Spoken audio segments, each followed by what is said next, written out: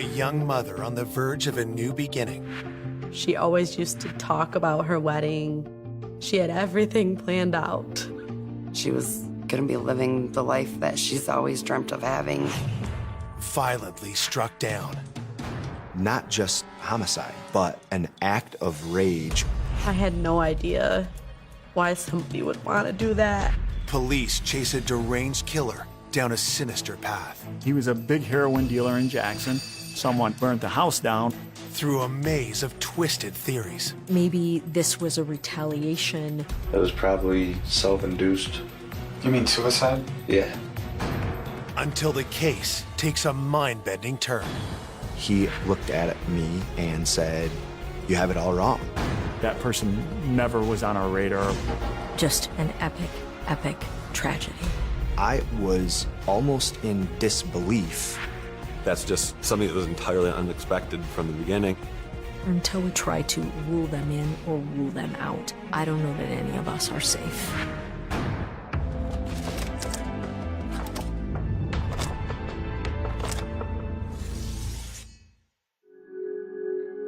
On Sunday, August 10th, 2014, in an upper-middle-class neighborhood in Jackson, Michigan, a quiet morning is broken by a desperate phone call. Our dispatch did receive a 911 call from a panicked individual. 911. Yeah, I need somebody out to my house right now. Where she has it, I think she's dead. Okay, has she been sick? No, there's blood everywhere. Do you know where it's coming from? I don't know. Okay, can you tell if she's breathing? She's not. She's cold. She's dead. Oh my God. Police race to the home just before 11 a.m., where they're greeted by the caller and 3 young girls. He had said that the deceased body was up in a bedroom upstairs. There was 2 bedrooms that we walked past, which were bedrooms where the kids had been sleeping. With the 3 children who lived there safely out of the house and the crime scene locked down, detectives come upon a grisly sight. As we enter the bedroom, then we do see the body. It was slumped down between the bed and the wall. And there was quite a bit of blood. At that point, we see zip ties on her hands, and we see what appears to be several stab marks. A zip tie was wrapped around each wrist, with another looped through it and cut, as though she'd been strapped to the bed and then cut loose. We, at that point, determined we likely had a homicide. The police talk to Eric Wolf, who placed the 911 call. He tells them the victim is his fiancée, 28-year-old Frances Craig. He also makes a startling admission. He said that he had worked all night, so when he came home, after finding Franny in the condition she was in, he then went downstairs and slept on the recliner chair. For whatever reason, he did not call 911 until a couple hours later in the morning.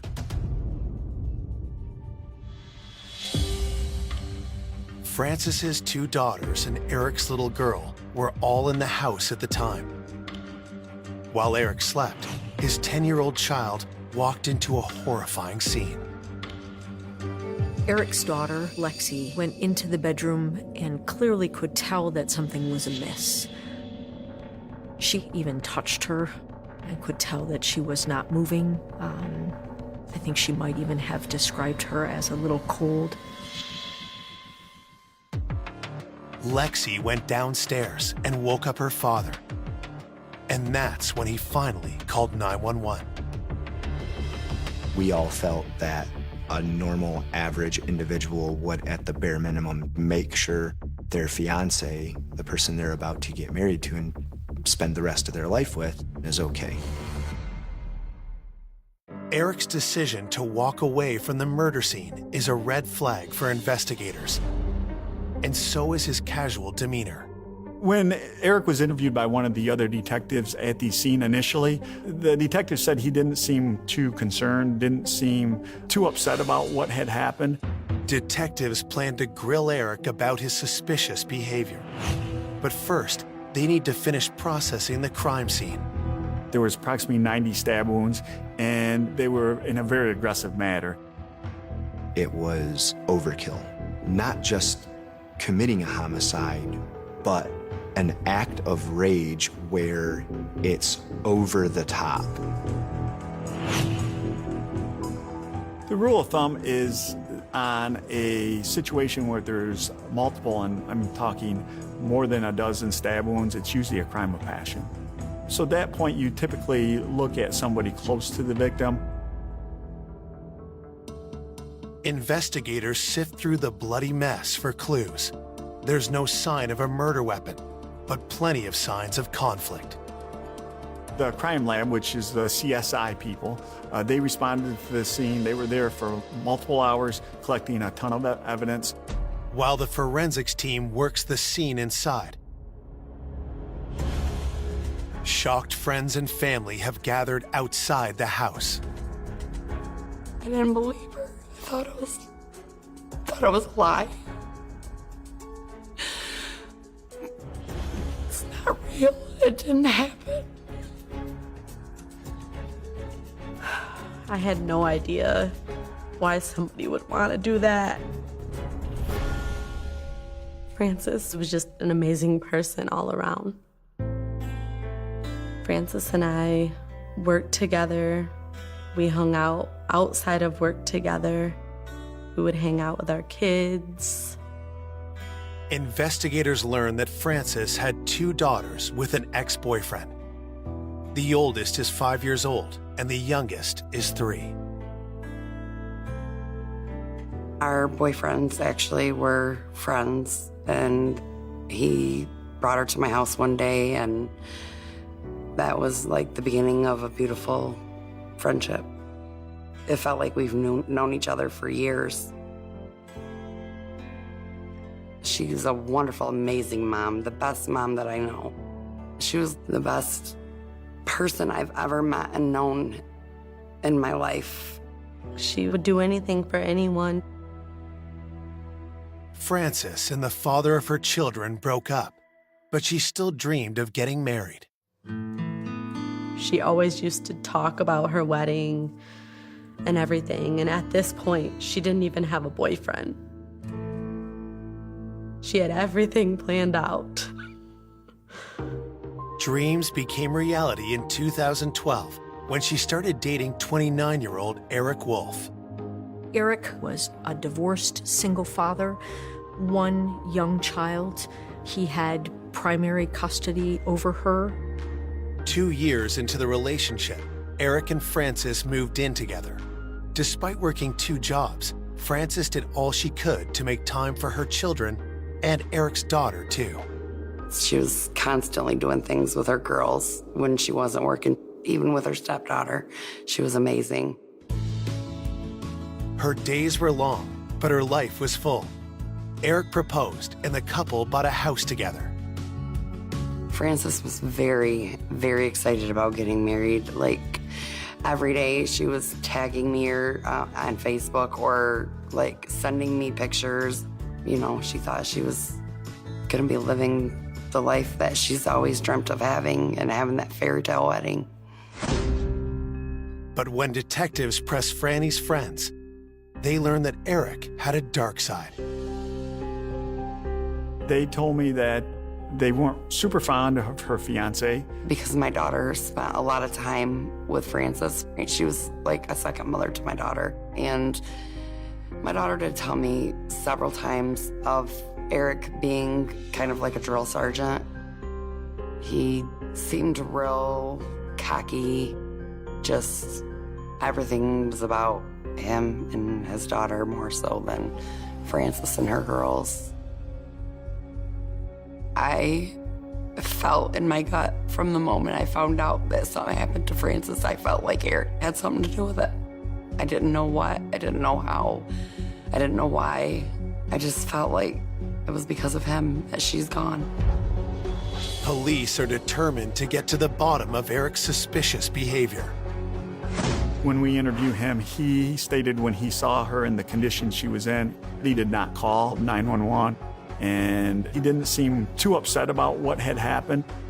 At that point, he was somebody, definitely a person of interest in the homicide of Franny Craig. Coming up, Eric's story gets stranger by the minute. I didn't know if this was, like self-inflicted accident. That's what we need to find out too. A tiny clue reveals a big surprise. There was DNA found on Franny's zip tie. And when police find the killer, it shocks everyone. I remember thinking to myself, I'm glad we're sitting down right now.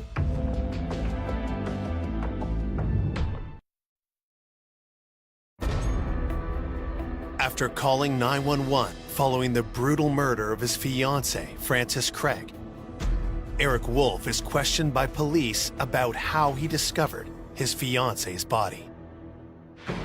I came home this morning because I work 6 p.m. to 6 a.m. I went upstairs, I checked both the girls' room before going in our bedroom. Okay, so you came around to the foot of the bed and kind of looked Yes, to see where she was at. that's exactly what I did. Okay. Did you see anything on the mattress when you first came in? I saw, I guess I might have saw that streak, but it didn't jump out like blood or anything. Okay, so you saw something that just didn't jump out to you. Yeah, I thought this is bad. Eric did not seem to register surprise, anger, hurt, anything that I think we all normally would want to see from a loved one when somebody is killed. I thought maybe she had been drinking or something because she was in like almost like a funny position on the floor, which she doesn't drink hardly ever. I knew better than to wake her. I know from prior experience whenever I've woken her up, she's not a morning person and I get yelled at. As the interview creeped close to an hour, Eric suggests a much darker reason for ignoring his fiancée sprawled out on the bedroom floor. Up until just now, maybe since we've been here, I thought that if it wasn't an accident, then it was probably self-induced. You mean suicide? Yeah. He indicated that he thought maybe she had committed suicide and just did not want to deal with it at that point. We found that being very odd and a red flag. Typically on a suicide, you'll find one stab wound or one gunshot wound. You won't find multiple stab wounds. The prospect of Franny inflicting 90 stab wounds with her hands zip-tied sounds preposterous to the police. Even if it was physically possible, why wouldn't Eric have reacted with alarm? So you didn't want to come to grips with it if she had done so. Right, because You don't want to. To investigators, Eric's shifting story doesn't add up. Why would a woman everyone described as happy and carefree take her own life? And the only reason I say self-induced is just because of how high-strung everything is right before this wedding, and It's a lot of stress. yeah. Eric's strange comments could signal that he's traumatized over the death of his fiancée, or that he's hiding something. Determined to mine the truth, detectives decide to go right at their prime suspect. Did you No. know what? No, I didn't do this. I didn't know anything about it. I walked in and I walked out, went to sleep, got up, went back in and reported it. But that brings me back to the questions we just asked. You made it at least halfway into that I bedroom. did make it, and I admit that, and I'll admit that in front of whoever needs to hear it. But I want to make that perfectly clear that my stance on this is exactly what I said. I went in for whatever reason it was. I didn't react. Without forensic evidence to hold him, Eric is free to go, but investigators vow to keep their eye on him. And the deeper they look, the more circumstantial evidence starts to build up. We did do a pretty thorough background, as we always do. And one thing we found out is that Eric did have a little bit of assaultive past with prior girlfriends and an ex-wife. It seems like he has some violent tendencies. One of the strangest facts in this case is that Eric Wolf has a father who is serving a life sentence in prison for his own first-degree murder conviction. He was convicted on a cold case homicide investigation in the 90s and was serving life in prison for murder. So that certainly put up a red flag to us. Was it possible that violent tendencies run in the family? Even if they did, what possible reason would Eric have to want his fiancée dead? The homicide occurred in August, and I believe their wedding was planned in September.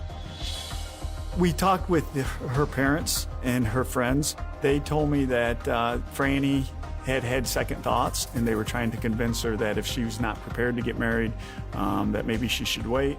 And they also said Eric had second thoughts. Eric may have got cold feet, didn't want to get married, didn't know how to end the relationship. While police work diligently to prove Eric's guilt, Francis's friends wait and wonder.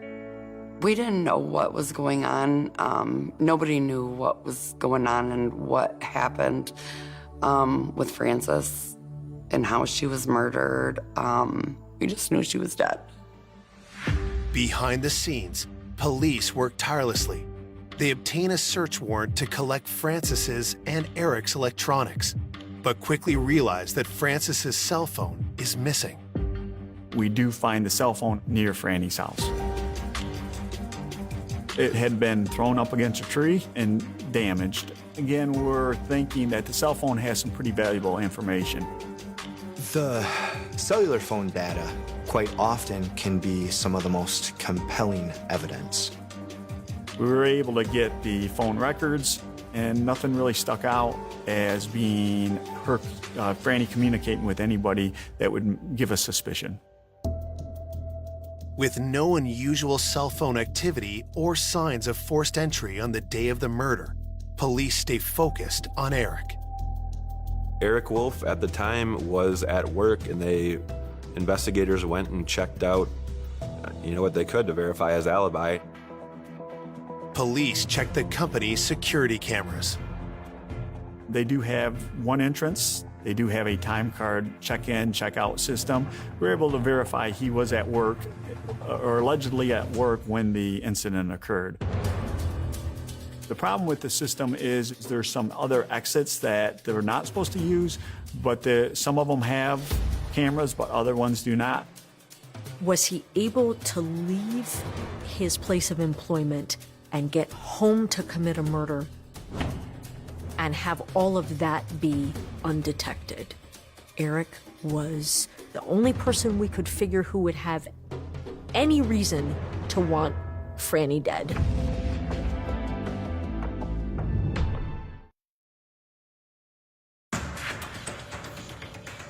Police investigating the homicide of 28-year-old Frances Craig cannot confirm her fiancé's alibi. Since not every exit at his workplace had a security camera. We couldn't rule out that sometime during the night he left and then came back. Eric's shaky alibi and suspicious behavior at the crime scene doesn't give police enough to arrest him, but it does leave them with a drastic course of action.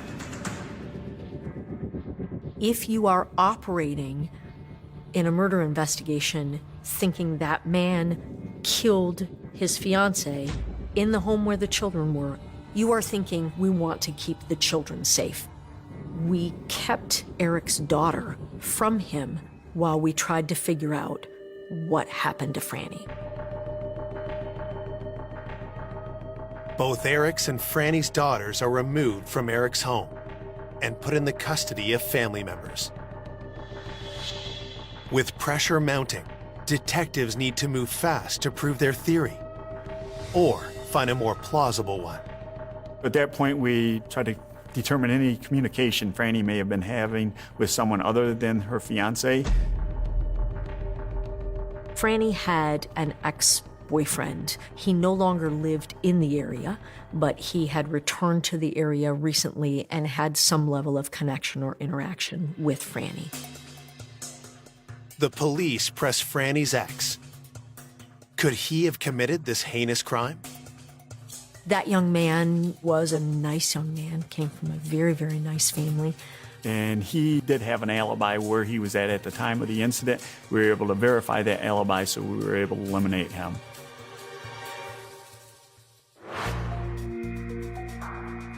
If no one in Frances's immediate circle wished her harm, what about her coworkers?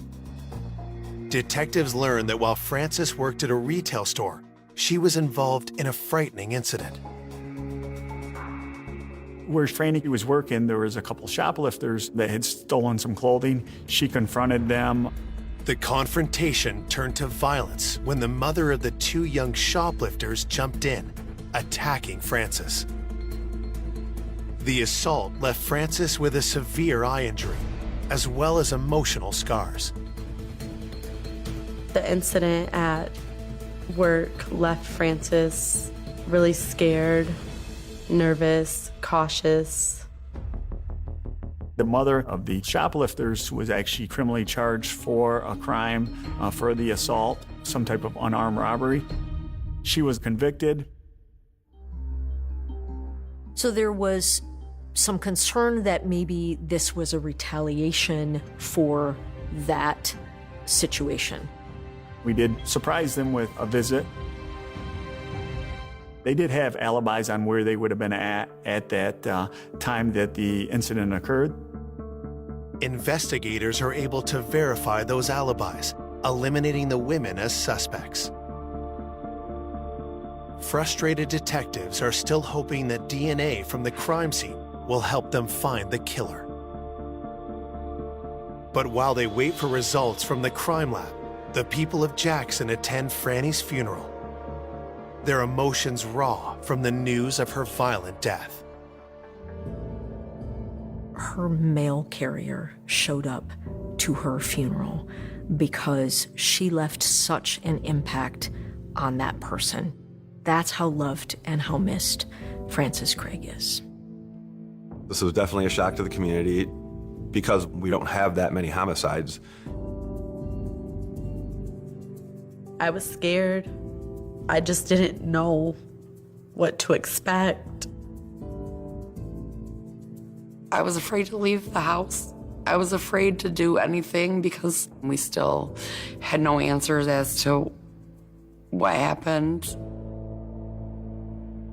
The overwhelming feeling was the pressure we were under to get this right. Determined to find justice for Franny, investigators continue to drill down on Frances's fiancé. Hoping for an inside look at Eric Wolf, they bring in one of the couple's former roommates. Ryan Marshall was friends with Eric Wolf. So Eric and Franny welcomed Ryan into their home to stay with them. His house had caught on fire, and she was trying to help a friend out. He lived with them until April of 2014. The homicide happened August of 2014, so he had a pretty good knowledge of the two of them. He said everything was good, and he actually vouched for Eric, saying Eric was a really good guy and a friend for a long time and doesn't feel that Eric would ever do anything to harm Franny. Speaking with Ryan doesn't give police new reasons to suspect Eric, but it doesn't clear him either. 3 months in, we've pretty much eliminated everybody of interest, anyone close to Franny other than Eric. But we don't have enough evidence to present to the prosecutor. But then, a new piece of information arrives that brings a new suspect into the spotlight. There was DNA found on Franny's zip tie.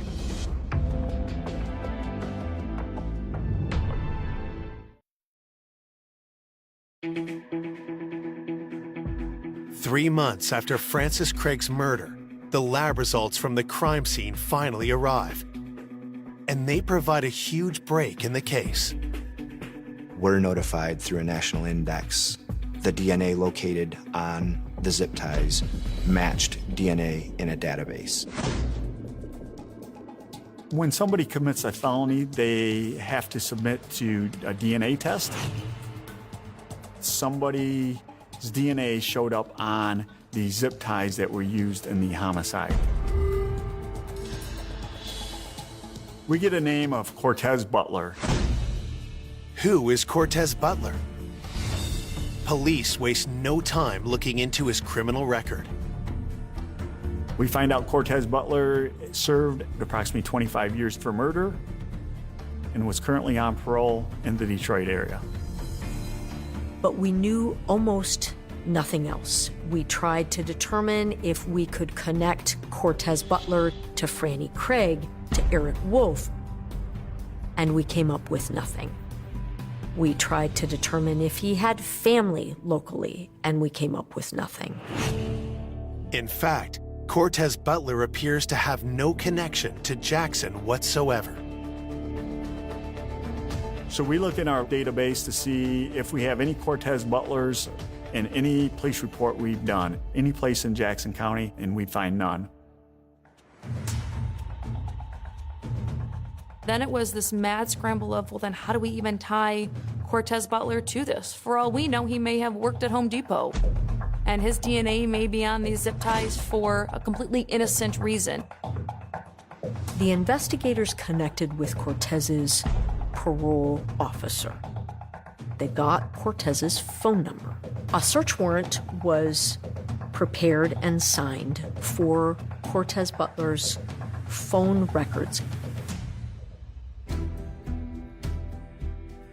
We learned that Cortez Butler's phone was in Jackson on the early morning hours of August 10th, the actual time of the murder. The rest of those phone records almost exclusively placed it in and around the greater Detroit area, never in Jackson.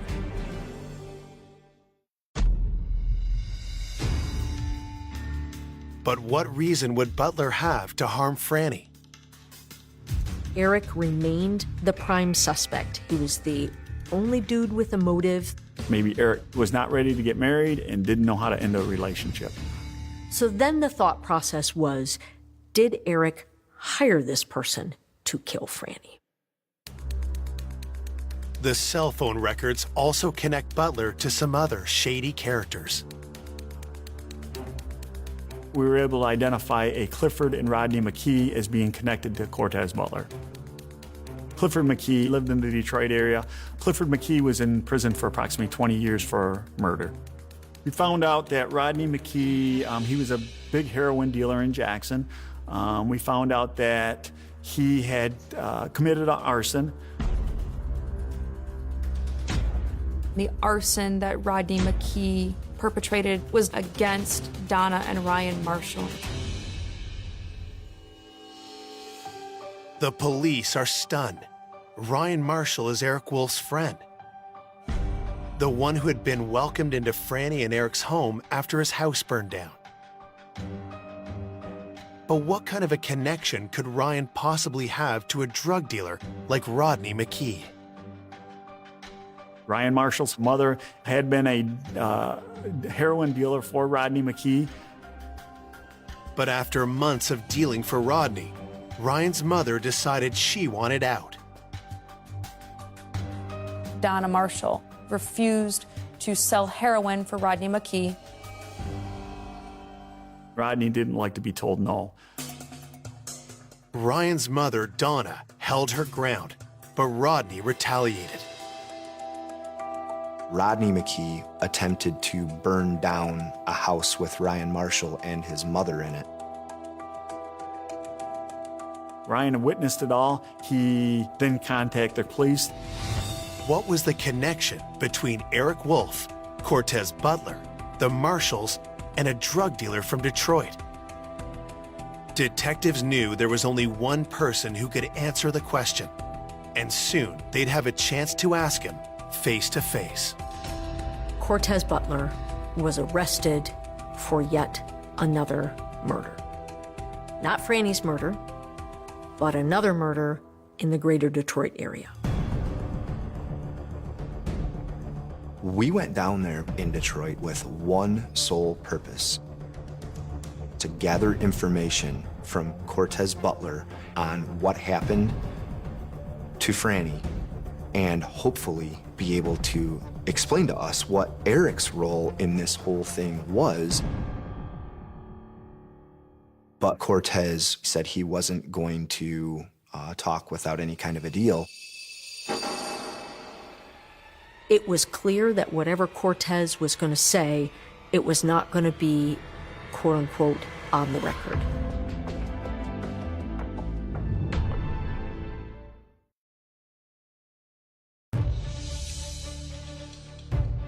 Investigators have DNA evidence and phone records that link convicted killer Cortez Butler to Francis Craig's murder. They arranged to talk to him while he's detained for an unrelated homicide. But he immediately tries to shut them down. Cortez said he wasn't going to talk without any kind of a deal. I said, no one is giving you any kind of a deal without anyone knowing what you have to say. Detectives press Butler hard until he finally agrees to talk. But only on one condition. Cortez very pointedly and specifically asked repeatedly to not have the interview recorded.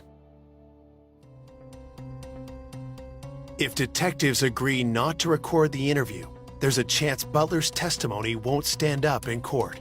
Still, with no other leads in the case, they decide to roll the dice. We were there interviewing Cortez in the first place because we need to find out Eric Wolf's involvement in this. And it was dire that we did so as the children were about to go back with Eric Wolf.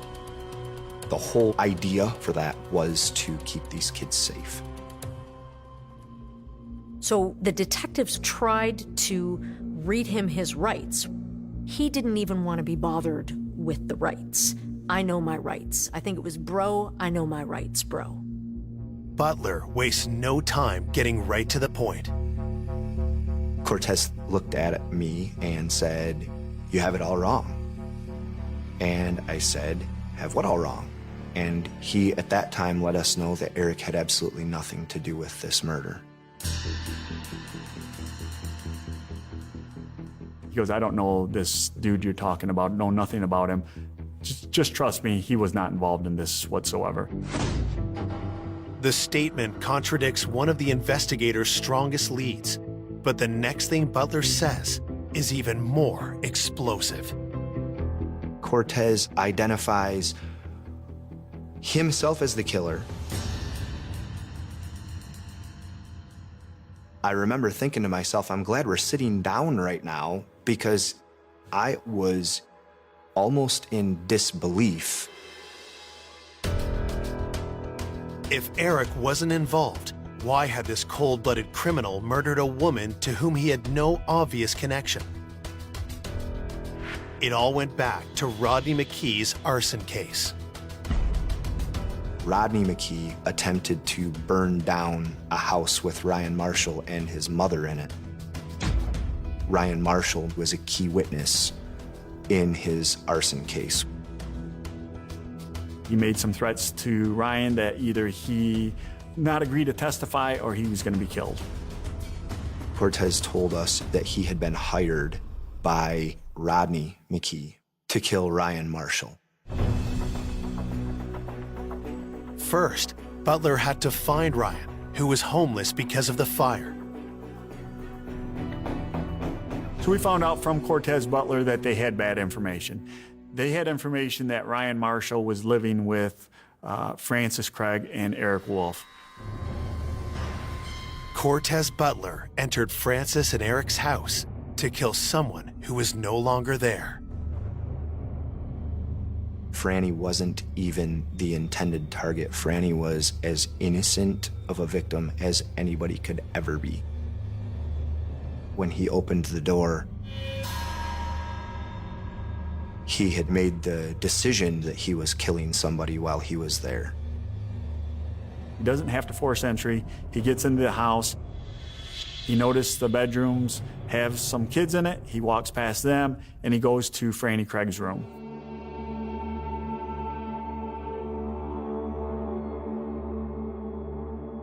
When he gets to Franny Craig's room, he asks her where Ryan is. She said he's not there. Cortez tells Franny not to look at him. In his words, he stated she looked at him, so he had to kill her.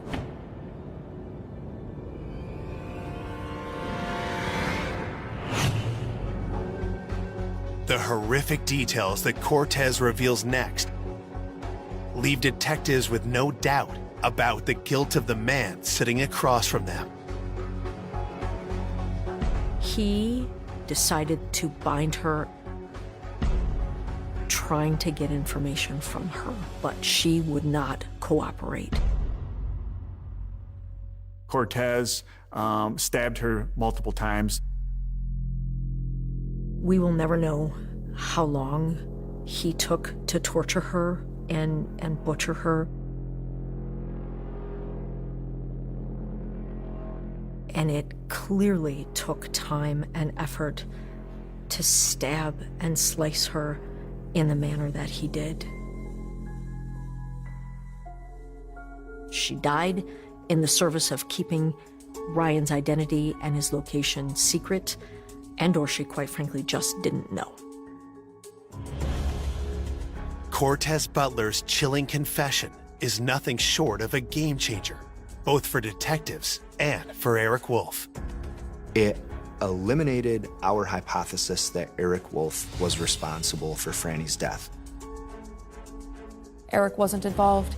He's an odd duck kind of guy. Eric was able to regain custody of his daughter. I took from this case that we can never jump to conclusions. I was pretty convinced that he did it, not to the point that I could charge him, but I was pretty convinced I had the right person. Now that investigators do have the right person, they're determined to put Cortez Butler away for life. But all of that is in jeopardy. I didn't believe that Cortez's confession would be legally admissible in court because it wasn't recorded. And if Cortez Butler ever walked free again, I don't know that any of us are safe.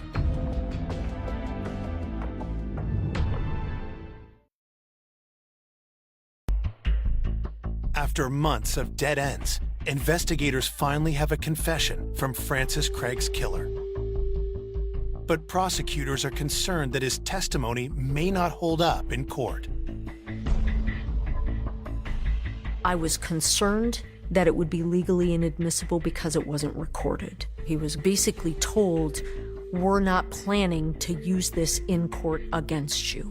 I was concerned that he had not been properly advised of his Miranda rights. But we still had his DNA on the zip ties and the cell phone records. So I kept thinking, and I finally got myself legally to a point where I was convinced that we need to give this a shot. In October of 2015, Cortez Butler is charged with Francis's murder. When the trial begins 6 months later, Butler appears relaxed, almost giddy. Cortez really seemed to thrive in that trial atmosphere. He would seek out cameras and smile at them, give them this big, full teeth smile. He wanted to fight just because he could. He wanted to run the show just because he could. But that's just a warm-up for the verbal assault he launches into when he takes the stand. Cortez Butler was a monster at that trial. He bragged on how many bodies he had. It was unbearable. Butler gleefully describes his murderous past in gory detail. But when asked about killing Francis, he fiercely denies it. He clearly was so excited to say why he didn't commit this murder, because he pleads to all of his murders, and he clearly didn't commit this one because he didn't plead to it. Butler also denies ever confessing to police. But in a victory for prosecutors, the judge allows detectives to testify about Butler's confession.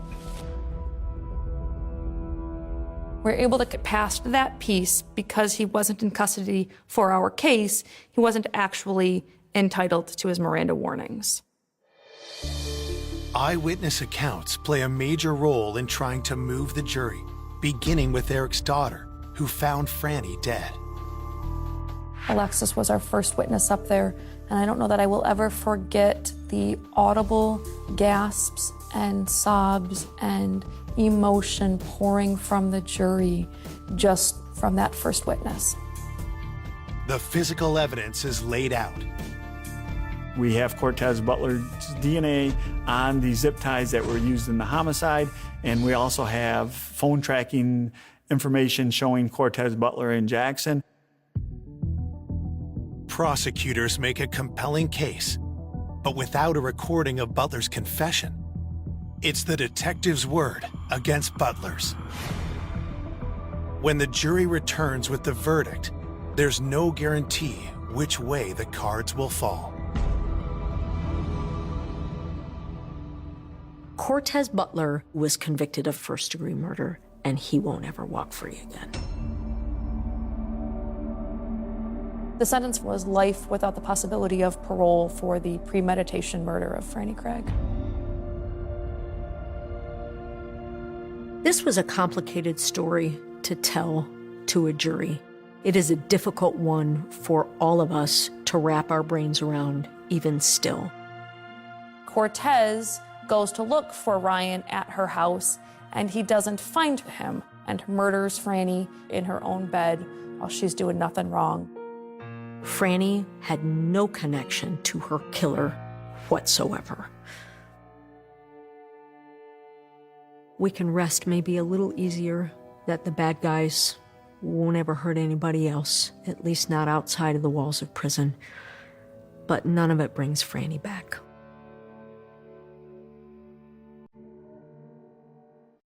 Today, Frances's two daughters live with their father. Those closest to Frances do everything they can to hold on to her memory. Franny's family, I know, they've been lost ever since. I've been lost ever since Frances has been murdered. I want people to remember how happy of a person she was, how generous, how nice and kind she was. I miss Frances so much, and there's not a day that goes by that I do not think about her. I know that she's watching over everybody and making sure that everybody's good, because that's the type of person she was. I wish I had known her, and I hope I honored her in my handling of this case. For more information on an unexpected killer, go to oxygen.com.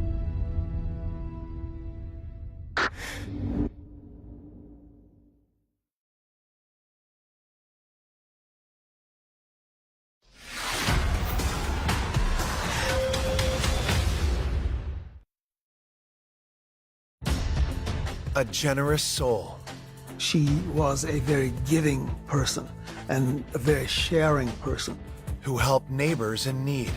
When they needed extra money for baby food or diapers, Janora was always there. Is found brutally murdered. This homicide was one of the most violent homicides that I've worked. There was blood from basically the floor to the ceiling. It was something that shocked the community. Police uncover a sinister trail of deception and hate.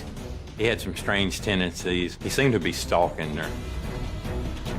The polygraph came back with some clear signs that he was being deceptive. To unveil a killer no one expected. He made her believe that he was her knight in shining armor, so she never saw it coming. He had two completely different faces on him. He was just the devil incarnate.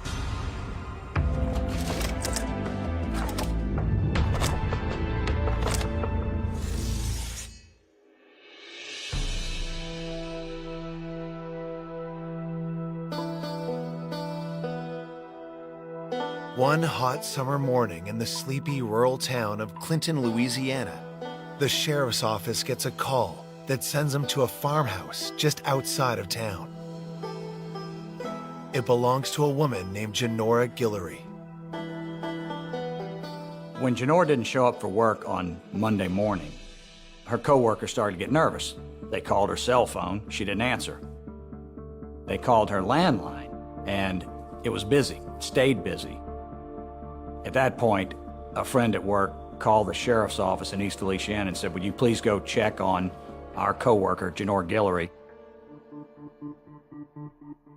The deputy that worked for the East Feliciana Sheriff's Office, and he went to the residence to look for her. The door was unlocked. And he discovered the body.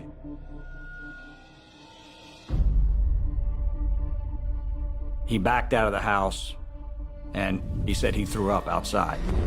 He could barely even speak to the dispatcher. He was so upset by what he found. Detectives are called to the scene. You could tell something had happened at the very entrance of the door. There was blood right there on the door handle. The blood on the floor leads detectives inside the house. There, you could follow the blood trail, and it went into the kitchen. There were several knives that had blood on them inside of the drawer. There was also evidence like someone tried to use the phone, and there was blood on the side of the phone.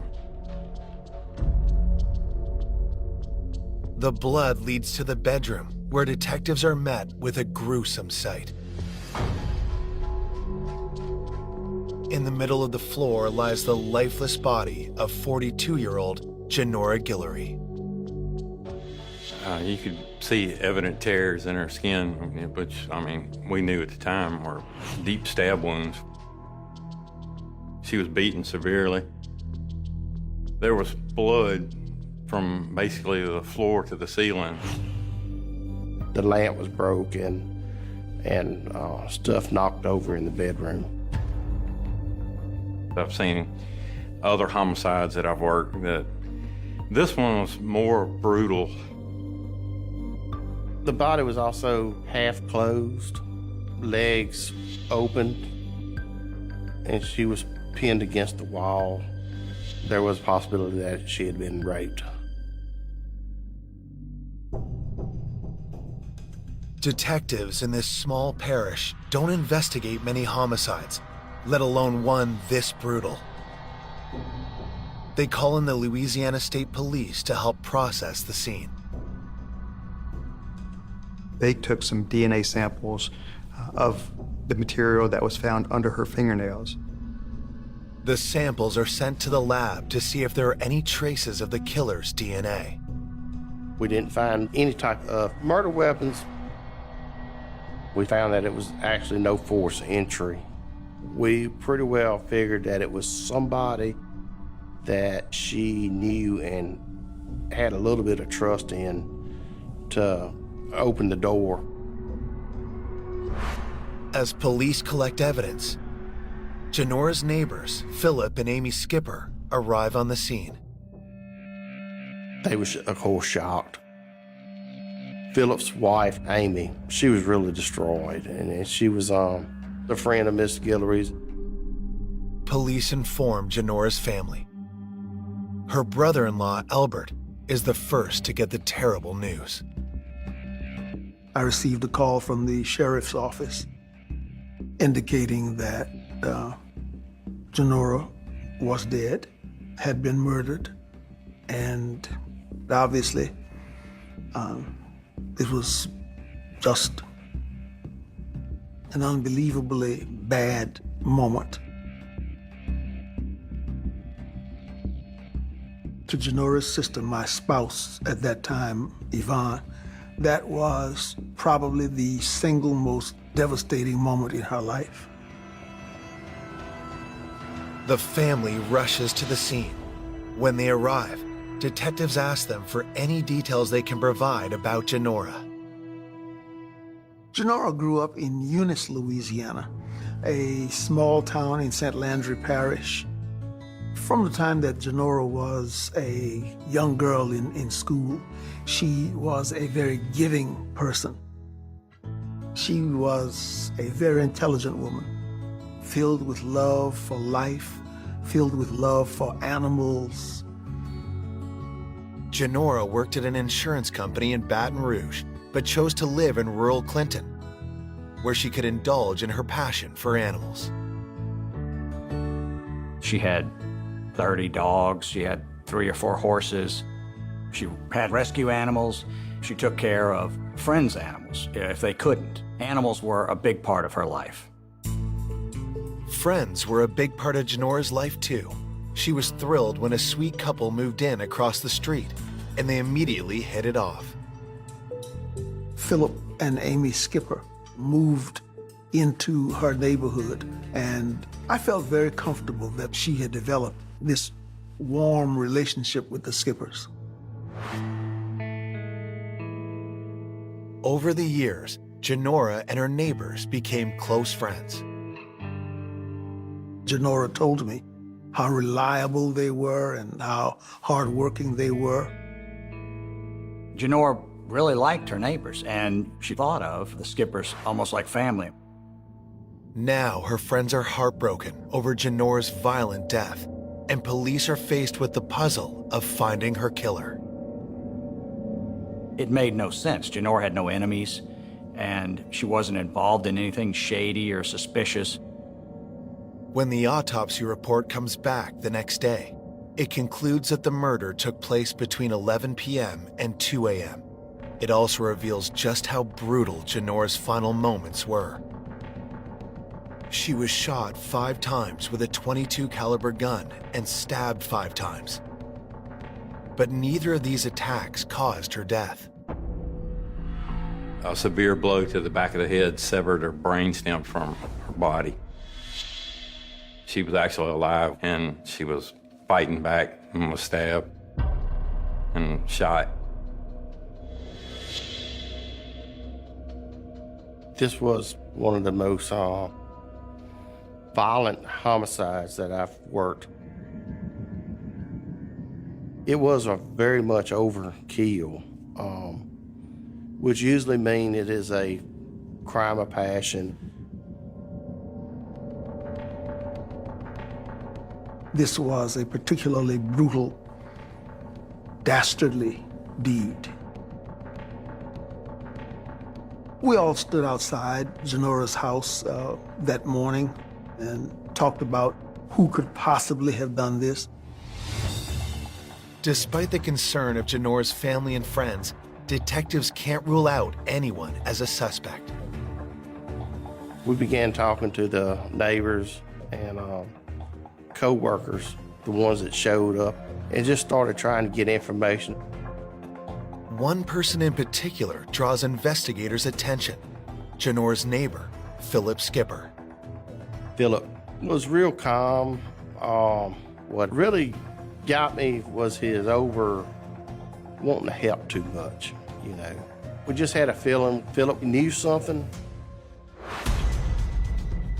Coming up, investigators uncover a dark obsession. He was infatuated with her and couldn't take no for an answer. And menacing secrets. They called her names behind her back all the time, but never to her face. There was an incentive for them to actually murder her. That leads them to a suspect they never expected. They went on a tour of the murder scene, and he described the whole thing. He just blurted out, "Do you have a woman named Mrs. G that was murdered over there?"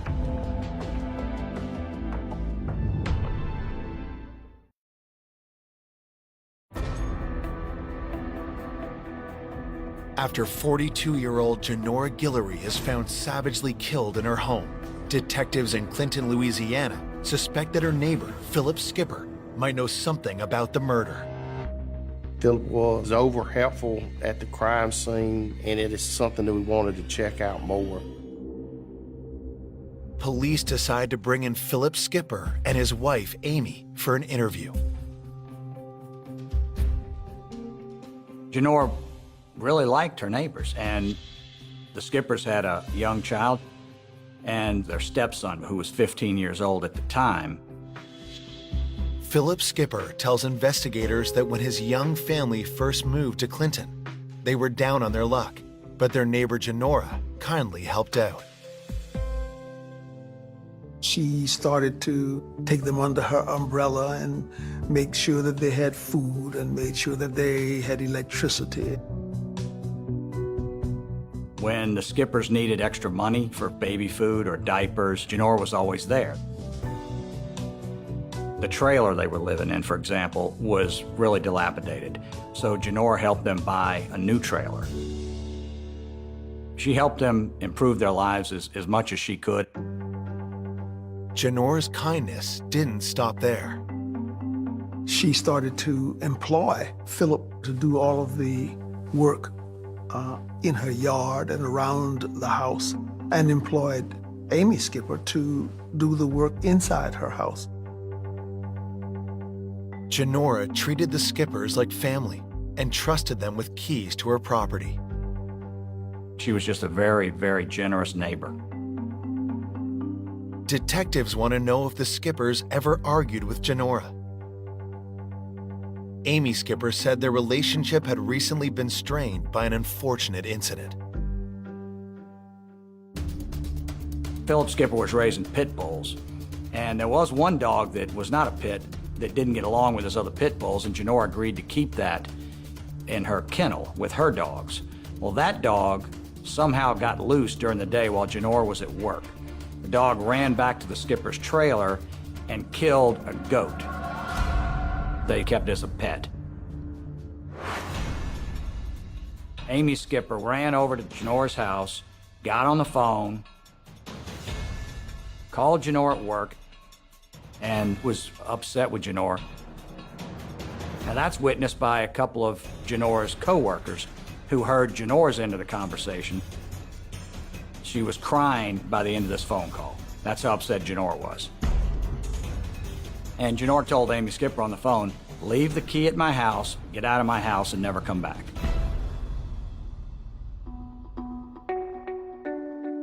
When police question Philip about the conflict, he tells them that he and Amy had since patched things up with Janora, and they were back on friendly terms. Philip Skipper was dismissive about the falling out. He said it was just a dispute among neighbors, and they worked it out, and there was no lingering after effects.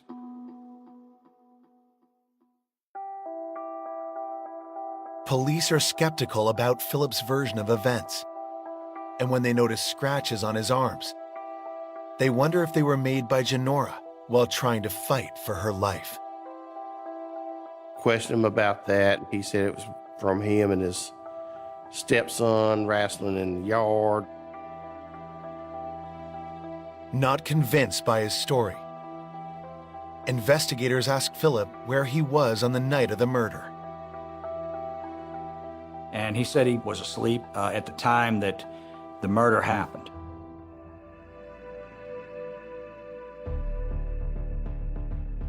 To confirm Philip's story, police asked to interview his 15-year-old stepson, John Ballio. When you interview the juveniles in Louisiana, you had to have permission of the guardian or the parent, which we had. I mean, they did cooperate there and let us talk to them. When detectives questioned John, they noticed scratches on his arms too. Is it possible Janora fought back against two attackers?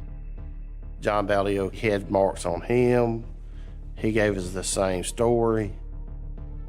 John corroborates his stepdad's story. But police are still suspicious.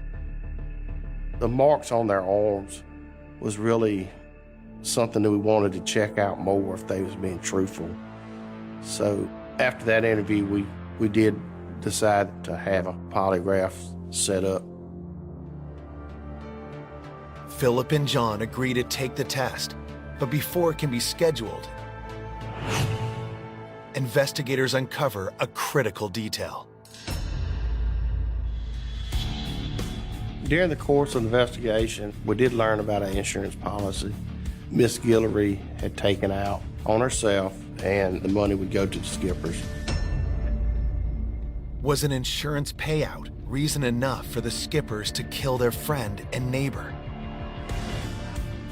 With a lack of motive, it's really hard to find the killer. The insurance policy was an incentive for them to actually murder her.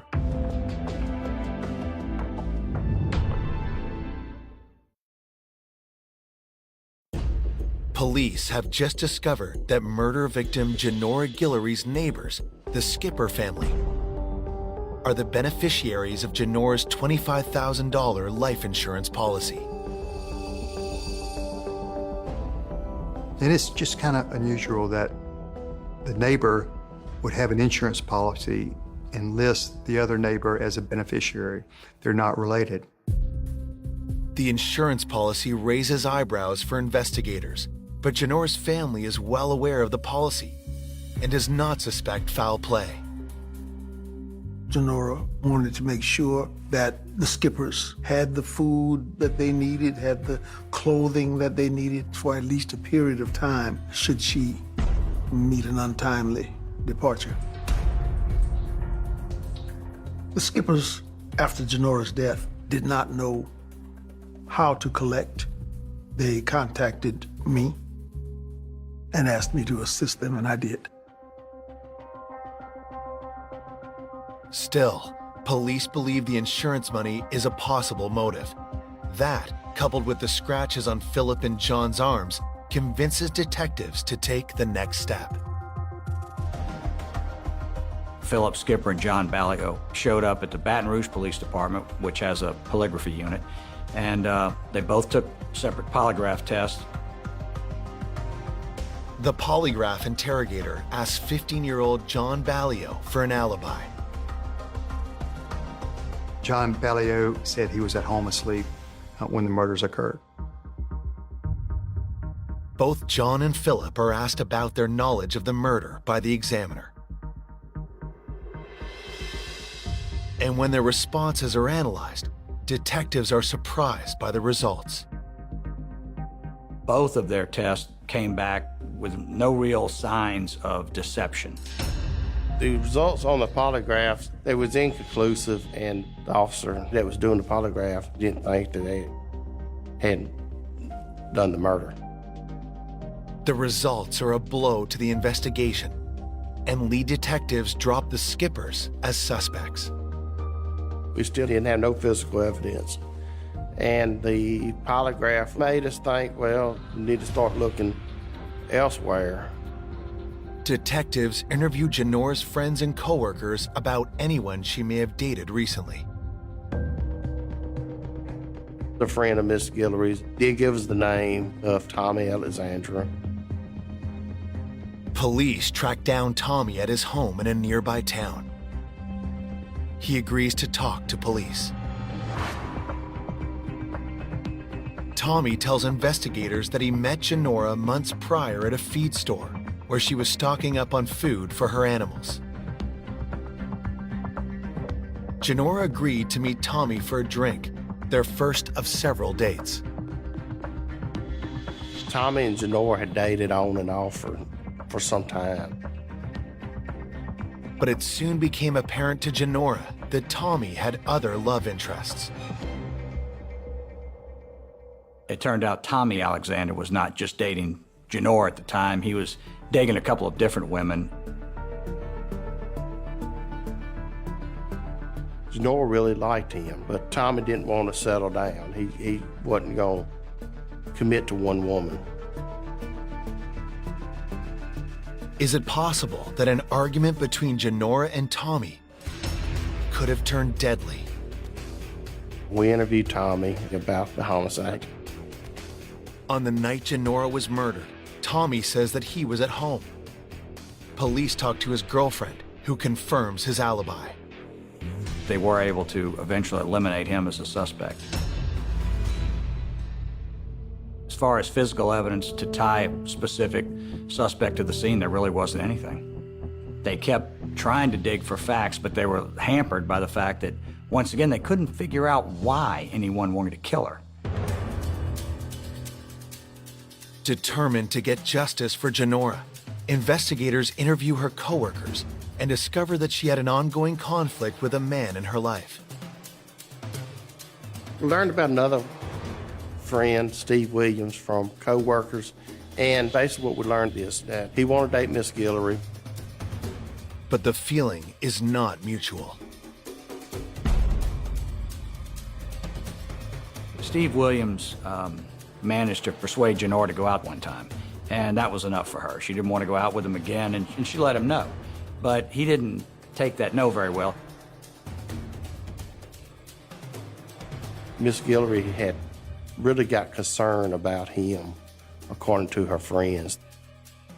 He would sit out in the parking lot and wait for her to get off from work, would show up unannounced. Steve Williams showed up out of the blue while she was working her horses. He pursued her a little more aggressively than was comfortable for the family. From co-workers' explanations over there, he seemed to be stalking Janora. Janora said, "He's bothering me and he needs to stop." When detectives look into Steve Williams, they're shocked to learn that their potential suspect is one of their own. Steve Williams was a Baton Rouge police officer.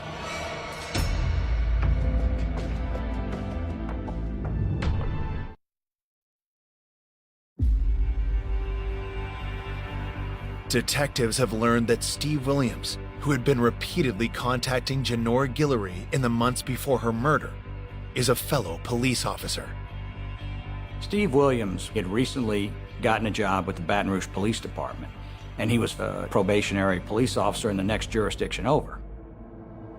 He was infatuated with her, and he was just a guy who couldn't take no for an answer. Janora's friends knew that she was not interested, and of course after the murder, when the police are asking, well, who may have been upset with Janora, he became a focus of the investigation. When you investigate law enforcement officers, it's harder than most because they know the law as good as you do. But we did have good cooperation through Baton Rouge City Police Department. Whatever we needed, they was willing to provide. As investigators gather more information about Steve, they uncover an intriguing tip from one of his colleagues, 29-year-old officer Tabitha McCants. Tabitha came forward during the investigation, and she had worked with Steve Williams at Baton Rouge Police Office. It turns out she got kind of a bad vibe from him.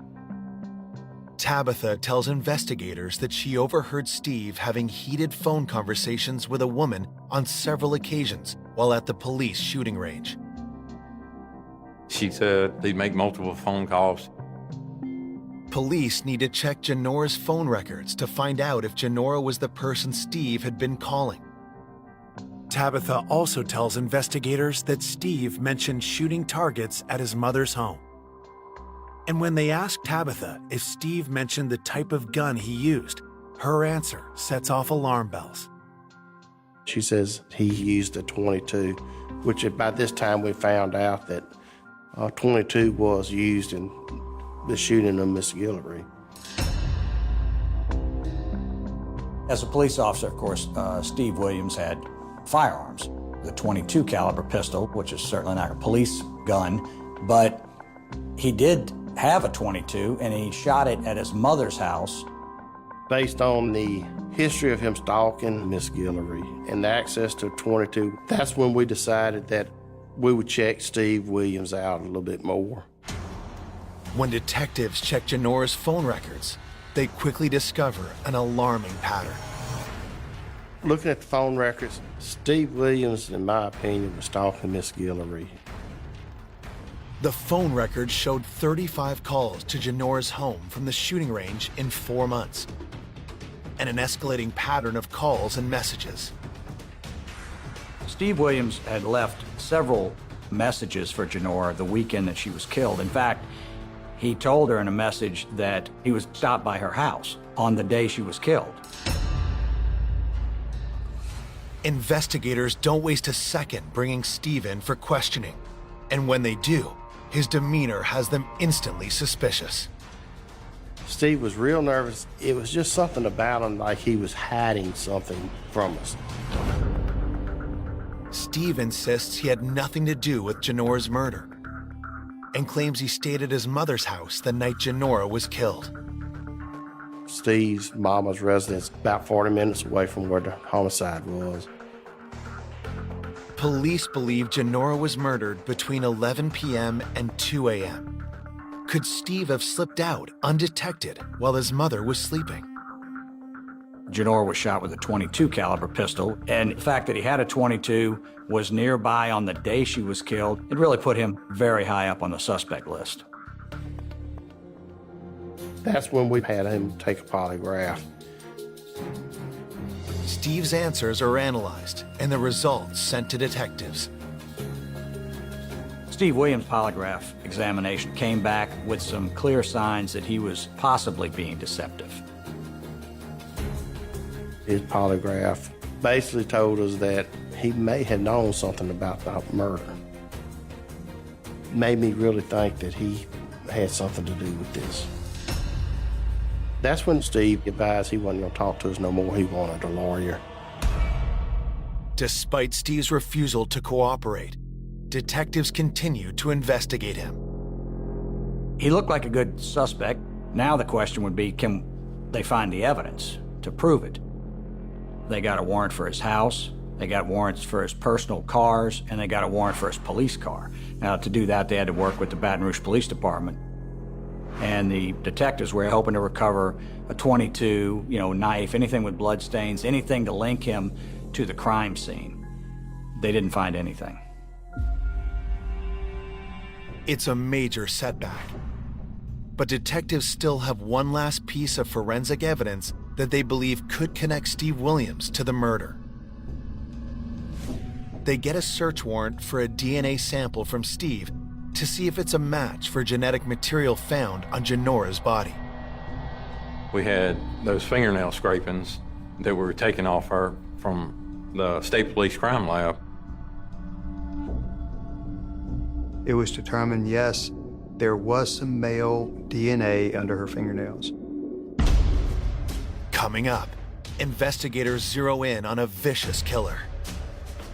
I picked out the worst photo that I could find of the crime scene, and I threw it in front of his face and made him look at it and said, did she deserve it?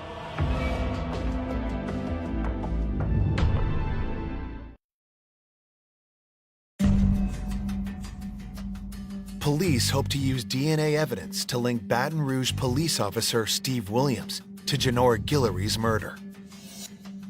Steve's DNA is compared to material found under Janora's fingernails.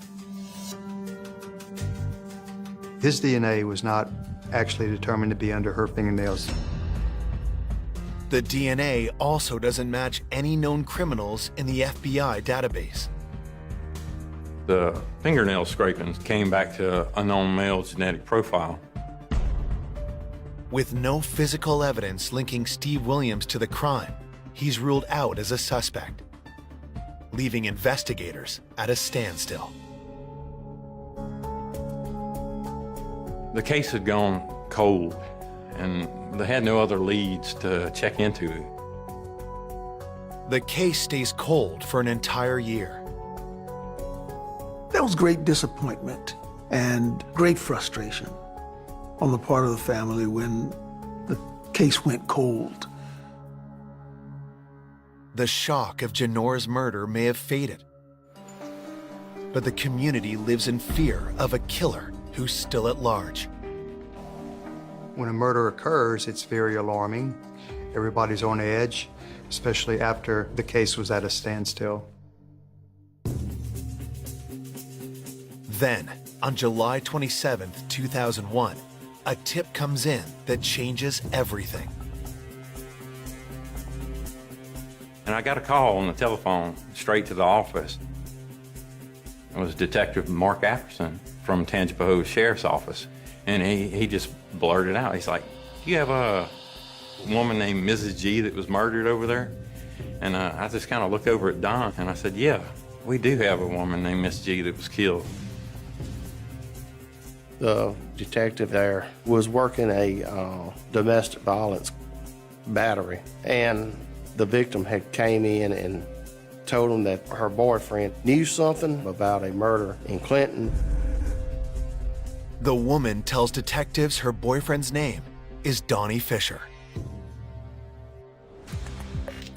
We rode over there and found Donnie Fisher. We brought him over there to the Tangipahoa Sheriff's Office. But Donnie Fisher is not in the mood to talk. You could tell he knew something. That's when I picked out the worst photo that I could find of the crime scene. And I threw it in front of his face and made him look at it and said, did she deserve it? Reluctantly, Donnie looks down at the gruesome photos, and moments later, his whole demeanor changes. He started to break down and cry. And he looked at it, and then he told us, basically, his confession. Donnie says he heard a detailed account of the murder from one of Janora's neighbors. The neighbor took Donnie Fisher on a tour of the murder scene. He said once they got there, he took them and said, this is how it happened. Investigators are stunned. They question all of Janora's neighbors at the outset of the investigation, but it didn't uncover any useful information or lead to an arrest. Detectives demand that Donnie reveal the neighbor's name. He said it was John Ballio, Philip Skipper's stepson. Detectives are shocked. They press Donnie for details, and he claims that John told him about the murder while cleaning up Janora Guillory's house. Janora Guillory's family had hired John Ballio to go clean up the crime scene. Donnie Fisher, he was out there helping, so as they're cleaning up the house, John Ballio was bragging to Donnie Fisher about how he killed Janora Guillory. John Ballio took Donnie and said, here's what we did here, here's what we did here, and he described the whole thing. Investigators don't know whether to believe Donnie's story, especially since John Ballio's polygraph was considered truthful. Yet every word of it lines up with the evidence. John actually showed Donnie how Miss G ran through the house, and talking to Donnie, he described everything that we'd put together from what we seen at the crime scene. Detectives want to know, why would Ballio want Janora dead after all she had done for his family? Miss Guillory would rather help somebody than hurt somebody, you know. She would do anything she could to help the Skippers. It's kind of heartbreaking. Police now believe that Donnie is telling the truth, so they quickly file an arrest warrant.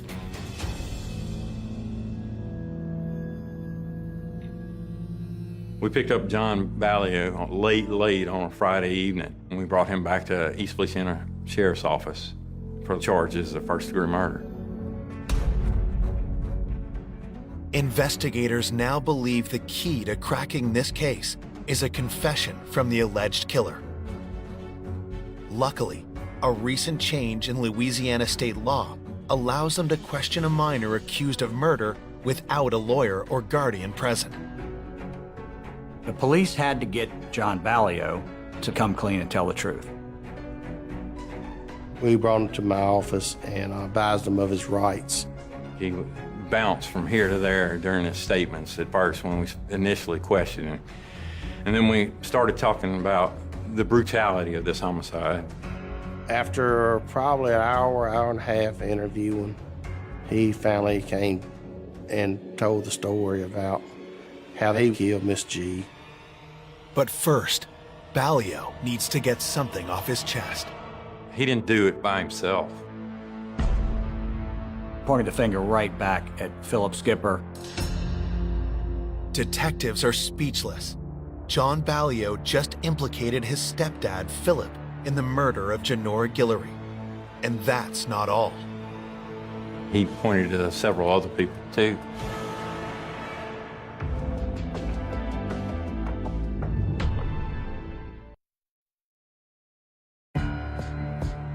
Detectives in Clinton, Louisiana have just arrested Philip Skipper's stepson, John Ballio, for the murder of 42-year-old Genora Guillory.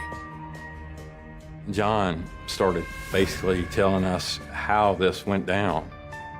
And John claims he didn't act alone.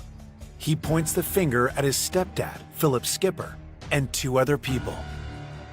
Johnny Hoyt was a brother-in-law to Philip Skipper, and Lisa Skipper Hoyt was a sister to Philip Skipper. He said they killed this woman together. Lisa and Johnny, that's the first time their name had ever came up. And we were, of course, shocked. John Ballio gave a detailed confession on videotape to exactly what happened. John claims that Philip, Johnny, and Lisa had formed a white supremacist gang called the Brotherhood, and that killing Genora was meant to be John's initiation into the group. It would be my true test of brotherhood. It was a skinhead gang. Actually, they were very anti-black and neo-Nazi. Philip Skipper, he had 2 completely different faces on him. I mean, he had the one he presented to Genora Guillory, which was, the nice neighbor. And then behind her back, he called her all kind of names. He hated black people. He basically made her believe that he was her knight in shining armor. She never saw it coming. Killing Genora would not only initiate Ballio into their gang, but also bring a financial windfall. Philip Skipper was smart enough to figure out that, hey, if she doesn't like us anymore, it's not going to be very long before she changes that insurance policy and names someone else as beneficiary. Ballio tells detectives that on the night of the murder, the group had been drinking heavily. They arrived at Genora's door at 2 a.m. When we got there, Lisa walked up to the door and knocked on it and told Miss G that she needed some money to get the baby some diapers.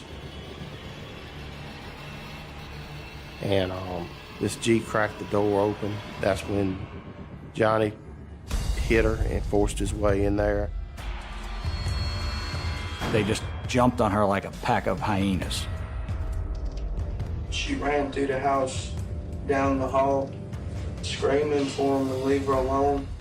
Then she ran into the kitchen and got to the knife drawer trying to get her knife so she could cut him to make him leave her alone. Eventually, she ran to her bedroom. John told us that they took turns stabbing her, and they took turns beating her, and they took turns shooting her. And then somebody threw the final blow that, according to the medical examiner, killed her instantly. It was a blow with a bat to the head. Philip started hitting her with the bat. And after Miss G stopped breathing, they started raping her. John Ballio said that they used condoms. There was not an indication of any seminal fluid or any semen at the scene that night. With no evidence to back up John Ballio's claim of sexual assault, the rape charges are dropped. But detectives are still determined to bring Genora's killers to justice. John Ballio's confession gave us enough probable cause to make sure this case got prosecuted. For cooperating with police, John is given a deal. He pleads guilty to second-degree murder and receives a juvenile life sentence to expire when he turns 21. Lisa Hoyt also takes a plea agreement and is sentenced to 25 years. That leaves Johnny Hoyt and Philip Skipper to face justice in separate trials. When news of the arrests gets out, Genora's family is devastated. When the family found that Philip and John were involved, they were really, really upset and angry that the people that Genora had taken care of so diligently were the ones involved in her murder. The prosecutors are determined to bring Genora's killers to justice. But they have a problem. There's no concrete evidence linking either Philip or Johnny to the crime scene. There was some male DNA under her fingernails, but it did not match the samples that we had from the 3 males in this case. Both cases rest entirely on the testimony of John Ballio. John Ballio walked us through what happened that night, and that was crucial for our case. He actually brought everything together and made the whole situation make sense to a jury. With Philip Skipper's trial, the jury came back with a unanimous verdict. He was guilty of second-degree murder. Philip Skipper is sentenced to life in prison without the possibility of parole. Philip's wife, Amy, is not charged with any crime. A lot of times people ask, what about Amy? What about Amy? Amy Skipper had no idea what her husband was doing. I genuinely believe that Amy Skipper did not have any knowledge of what was going to take place. I believe that she had nothing to do with this. Johnny Hoyt was found guilty of second-degree murder and sentenced to 25 years without the possibility of parole. But for the family of Jenora Guillory, no punishment could possibly make up for the pain they suffered in the wake of her murder. Jenora's father died of a broken heart. It was just a very, very difficult time for everyone in that family. I'd like for people to remember Jenora as we knew her, warm and happy, and someone who would give the shirt off her back to anyone who needed it. We are all happy to have had our lives enriched by her passage through this life.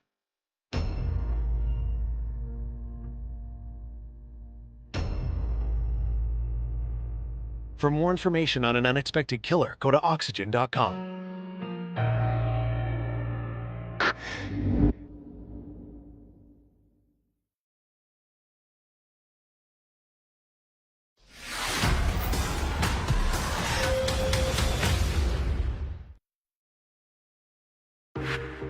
A sweet and pure college student.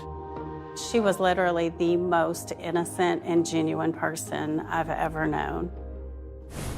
Viciously attacked in her own home. What I saw was just absolutely horrific. I mean, this child went through hell. Who would have a reason to want to kill this girl? Police are desperate to find the killer before he strikes again. It's panic.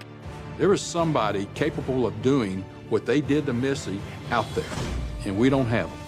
But a dark trail of evidence.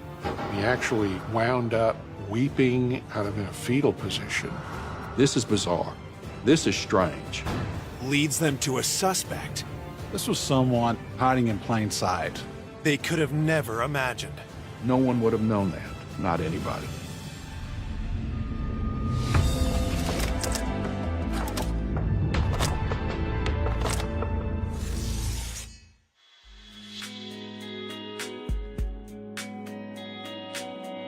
The city of Arlington is the home of 2 professional sports teams and a major amusement park. There's something for everybody. And if you can't find something to do, then you've got a problem. But in early April 1994, this idyllic community was rocked to its core. 911. And it started when police received a 911 call from the Holly Park apartment complex. 911, 325. Woke up 3:30 in the morning, smelling smoke. I walk into my living room. There's so much smoke that I can't see. It's panic. There's a fire. We need to get out. Residents quickly evacuate the building as firefighters arrive to battle the blaze. You're totally helpless. You just sit there and watch everything go up in flames. Still think about it. Just how close I came to dying. Firefighters track the fire to its source, an apartment on the 2nd floor. Once inside, they make a horrific discovery. Firefighters discovered a body in the bedroom. This was not just someone falling asleep in bed smoking. This was something more. Homicide investigators are quickly summoned and try to make sense of the devastating scene. I was informed of what the fire department had found and what they reported. We had a body inside of a burning home. Detective Stanton and I make entry into the apartment. The fire is out, but there's still a lot of damage. Virtually everything has got like a coating of this black, nasty soot. Fire marshals could actually smell the gasoline and were able to see pour patterns. This was an intentionally set fire. The trail of destruction leads all the way to the bed. What I saw was just absolutely horrific.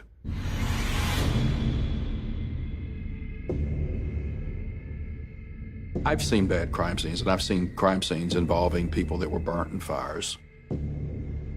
This was elevated. A young lady who you could see, even with the smoke damage and the burn damage, you could still see that this was a victim of a very brutal sexual assault. The body was laying on her back on the bed. The positioning is consistent with sexual assault. She had trauma to her face, as though she had been physically assaulted. Clearly, there was a puncture mark in the middle of her chest. This child went through hell. It was like nothing I've ever seen. You know, who would do something as horrible as this?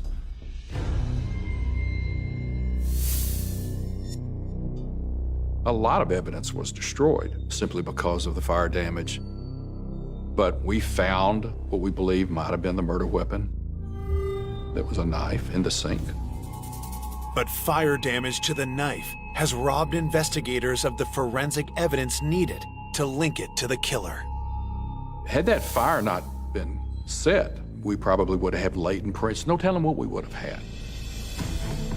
Investigators collect the knife for testing and manage to salvage some papers that survived the inferno. For detectives, the most important goal is to identify their victim. We found out that that apartment was, in fact, leased and occupied by one occupant, identified as Missy Gruball, 19-year-old college student from Burleson. I can remember standing on the lawn, and I said, "There's Missy's car, but she's not out here with us. She was not accounted for." So we had a general idea who our victim was, but that was not confirmed. This body was so distorted that they had to use a forensic odontologist to confirm Missy as the victim. Once we've identified the victim as Missy Gruball, we talked to her family in Burleson, and it's gut-wrenching. Missy's mother was devastated. I had a daughter myself. That sort of hits home. As investigators meet with Missy's family, word of her death spreads through the small community. When I heard the news, my heart just dropped. Missy was so innocent and so pure and such an honest soul. She was so much fun, very friendly, nurturing. She would have given anything to help anybody. She was literally the most genuine person I've ever known. We were very active in church, she and I both were. Missy was very strong in her faith, very moral. She was always the person to do the right thing, always. In high school, her strength went beyond her faith. Missy was very focused. She was a very hard worker. That's how she was so successful in school. She was in the high school band. She played the French horn, and she was amazing at it. Even as a teenager, Missy had a clear vision of what she wanted and the drive to get it. She wanted to go to the University of Texas at Arlington, and she wanted to get her own apartment. But she didn't want to burden her mother financially. So Missy was working to support herself to afford to be able to go to school. But even though she wanted to stand on her own, Missy's heart stayed close to home. She probably spoke with her mom every day on the phone. Missy and her mother were very close. They were a team in life and treasured each other. You cannot describe the pain that Missy's mother went through. But I let her know, I really need you. You're going to help me find who did this to Missy, because she knew her daughter better than probably anybody. Missy's mother tells detectives what she knows of Missy's activities on the last night of her life. Well, Missy worked these late hours as a food server. She would always let her mother know that I'm home, I'm safe. On the night of Missy's murder, she called her mother late at night when she got home. She finished her phone call with her mom and then dispatch getting a phone call that the apartment's on fire, establishing kind of a window as to when the actual murder would have occurred. Police determined that Missy had been killed sometime between midnight and 3:30 a.m. It's not much for detectives to go on, but when they arrive back in Arlington, they have an unexpected lead waiting. Once the victim's name had been released, one of our officers came forward and said, I took a report listing your victim. A week prior to the death, Missy Grubal filed a police report on a guy that's staying with Missy who stole from her, and I'm thinking that very well could be our killer. We need to find this person. We need to talk to him. We need to get him in here as soon as possible. Coming up, detectives track a dangerous suspect This individual made threats against her. and soon uncover a lead they never expected It caught my attention immediately. Something is very suspicious here. that puts them face to face with Missy's attacker. I said, you killed Missy Grubal. Let's start talking about this.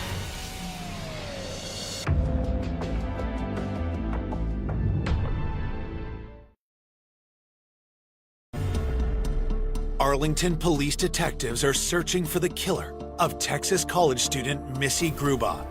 They've learned that the 19-year-old co-ed filed a police report a week before her death. Missy had reported a coworker took her tip jars, over $1,000 worth of tips.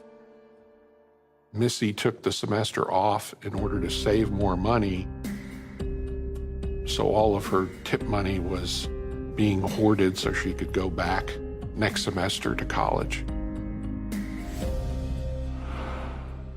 The police report describes how Missy named a Charles Johnson as the potential thief, and that he had been staying with her before her money disappeared. Detectives speak to Missy's friends to find out more about Charles and his relationship to Missy. Charles was a coworker and apparently was someone that she thought was a friend of hers. She socialized with coworkers, typically after work. Young people she worked with, that's her crowd. Charles Johnson at that time, we are told, was homeless. And so Missy, being the very generous individual that she is, allows him to come stay with her. In fact, she even gave him a key to her apartment. Missy was very kind-hearted, and I think that it was very easy for some people to take advantage of kind-hearted people. Talking with her friends, there was a common theme about Missy. She was not only incredibly sweet, but incredibly naive, too pure to see the bad in people. As an investigator, and that scares me because I see someone who is easily victimized. Only days after Charles moved in, Missy discovers she has been played. Missy finds out one day that about $1,000 is gone from her tip jar. Well, the only person that could have done that was Charles Johnson. Enraged, Missy confronts Charles about the theft and kicks him out of her home. Something else that was very important from everything that I learned about Missy was she will also stand up for what's right. So Missy immediately calls the police.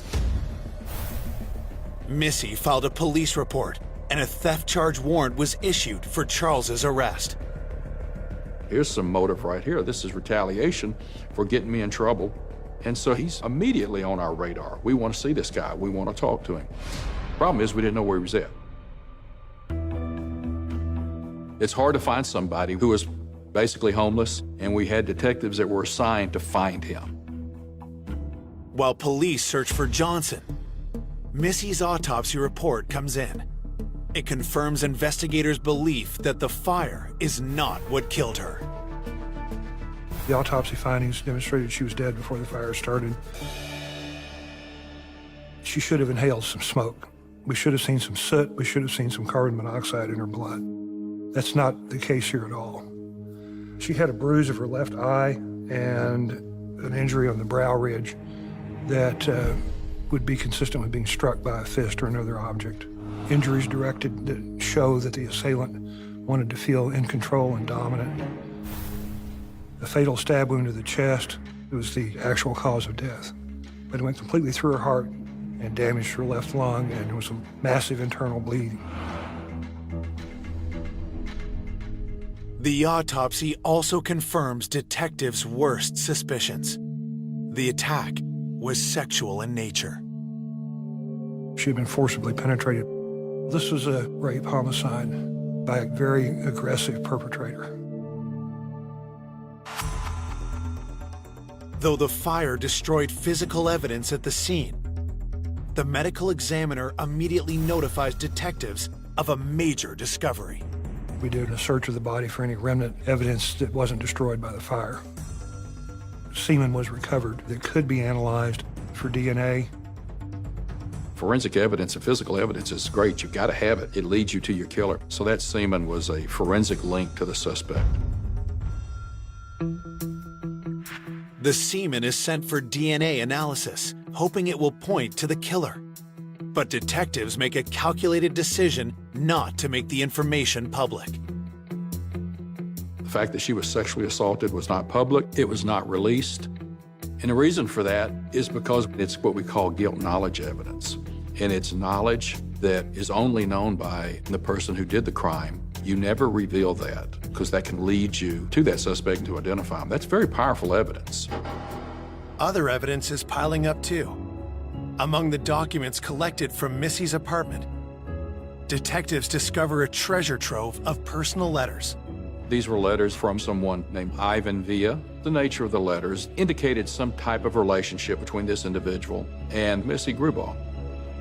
We don't know if it was romantic or not, but some type of close personal relationship. So that's important. We needed to find out who this individual was.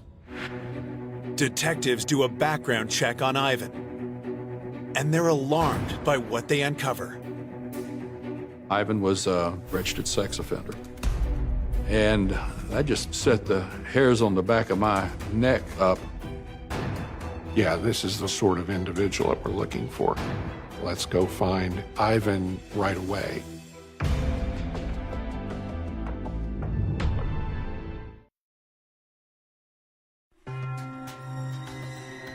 Detectives investigating the rape and murder of Missy Grubaugh have found letters in the victim's apartment that reveal she was having a relationship with Ivan Villa, a young man with a dark past. He was, in fact, flagged as a sex offender. And so he's immediately on our radar because we know that Missy was sexually assaulted. Detectives examine the letters between Missy and Ivan and discover that they had a tumultuous relationship. The context of those letters looked like a conflict of two young adults trying to make something work in a relationship that is filled with confusion. The conflict centered around how far Missy would allow the relationship to go physically. Missy was very moral. It was an admirable thing in our faith to remain pure until we were married. It's something that Missy took very seriously. The letters suggest that Ivan and Missy may have come too close to crossing the line. Apparently, there might have been times where they went a little further than Missy was comfortable with. You could tell that she was upset about that. Missy's friends knew that she was not one to back down under pressure. If she felt like she was being taken advantage of, then she would stand up for herself, and I admired that about her so much. Bottom line is, we need to bring Ivan in. We need to talk to him because he was, in fact, in some level of a relationship with Missy at the time of her death. 2 days after Missy's murder, detectives bring Ivan in for an interview. He claims that he and Missy were working through their issues in a kind and loving way. Ivan told me that he cared for Missy, and he wanted a relationship with her. He certainly did want to have that relationship go a step further, but Missy was convicted to her beliefs and to her faith. They were also battling with the fact that he had this crime over his head. Ivan tells detectives he was home alone asleep the night Missy was murdered. That's not an acceptable alibi for myself or Detective Stanton. But was it really possible this young man could have committed such a horrible crime? When you start talking about the personality of who you're looking for, you gotta be careful.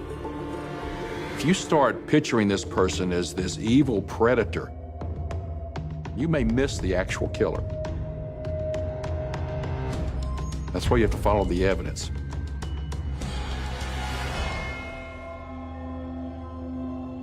The fact that we had semen from the crime scene means we have forensic evidence that would either connect him or exclude him. Detectives ask Ivan to provide DNA samples. But until those test results are revealed, detectives do not have grounds to hold Ivan in custody. In 1994, those tests usually took anywhere from 4 to 6 weeks.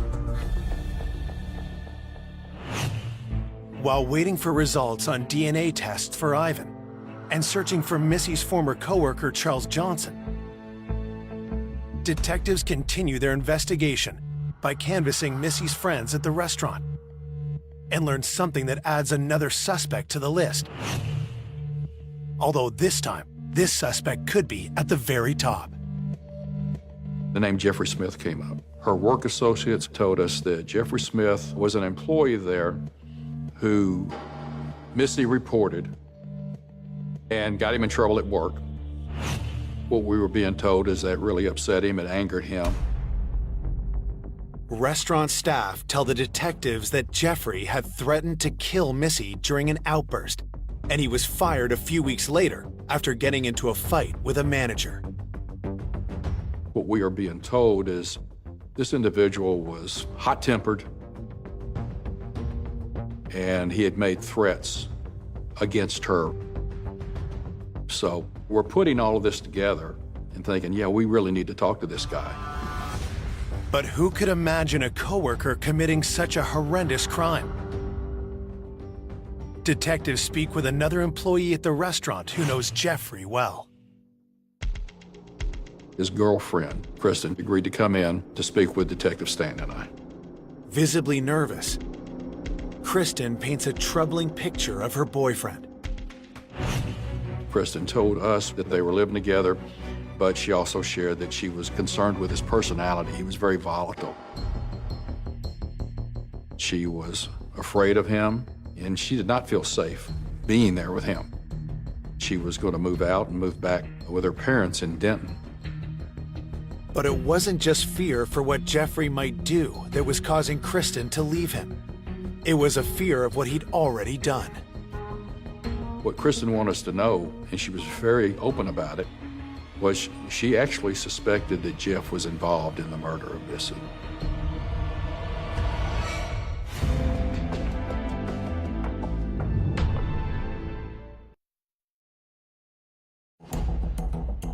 Detectives investigating the murder of 19-year-old Missy Gruba are interviewing Kristen Waller, a young woman who believes her boyfriend, Jeffrey Smith, could be the killer.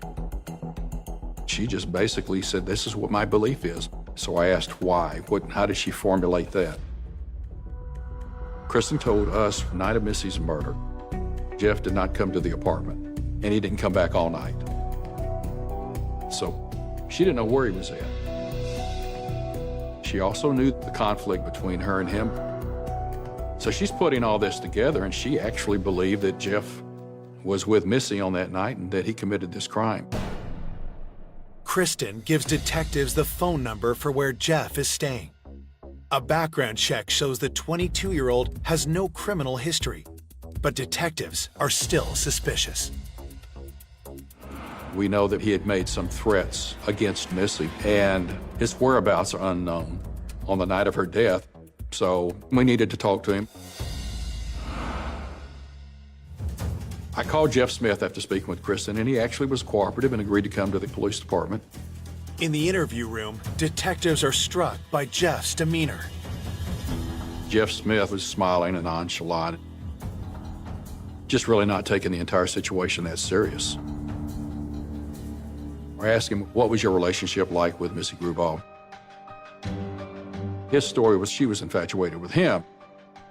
And as a matter of fact, her infatuation is what created the problems and the conflict between him and Kristen. Kristen's telling us, "No, I'm moving out because the guy scares me to death."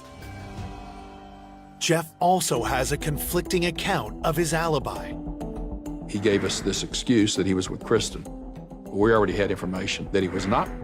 When detectives suggest Jeff is lying to them about his alibi, he laughs them off. I've seen this type of personality before. He's narcissistic, he's cocky, he's arrogant. And I certainly wasn't going to take anything that he said at face value. Despite their concerns about Jeff, detectives have no evidence to connect him to Missy's murder and are forced to let him go. But before he leaves, they ask him for a DNA sample. And to their surprise, he agrees. He did give us the samples that we needed for a forensic analysis that would certainly connect or exclude him from the murder. Then, 4 days after Missy's murder, Detective Lenore gets a frantic call from Kristen about Jeffrey Smith. He had abducted Kristen earlier in the morning, physically abducted her and drove off with her from her parents' home in Denton. Kristen tells Detective Lenore that Jeff was distraught and held her in an apartment for 8 hours, threatening to kill her if she tried to leave. Kristen's telling us the motive was that Jeff just didn't want her to leave him. He released her safely a little later that day, but now she didn't know where he was at. She was definitely afraid of him. She contacted the Denton Police Department and ended up getting a warrant for his arrest for kidnapping. He became a fugitive. You've got this guy who is a loose cannon, and there was a level of urgency to find him. We put out a national broadcast along with that warrant that he is also a suspect in a murder investigation. With Kristen safely at her parents' house and police in several states searching for Jeff, detectives in Arlington find their murder investigation in a holding pattern. As far as Jeff Smith, we do have his hair, his blood, and his saliva for DNA that would certainly connect or exclude him from the murder. DNA testing is still underway, but days later, investigators do get an important update from the lab. They were able to type the blood from the semen, and they knew they were looking for someone with a certain type of blood. Jeff did not match the blood type from the semen. In addition to Jeffrey Smith, Ivan Villa is also ruled out because of his blood type, leaving Charles Johnson as the only active suspect for Missy's murder. and Charles is still at large. That is incredibly frustrating because there is somebody capable of doing what they did to Missy out there, and we don't have them. As the weeks pass with the case unsolved, Missy's family and friends grow more and more concerned. It was very disheartening for a lot of us. We just watched the news and would hang on to anything that they would mention about it. It made all of us wonder why it happened to Missy. It was just devastating. Then, a month into the investigation, detectives get a tip from an unexpected source. I got a call out of the blue from Miss Grubau. She wanted to let me know that she recalled a conversation that she had with Missy. It was so incredibly bizarre. And I just thought something is very suspicious here.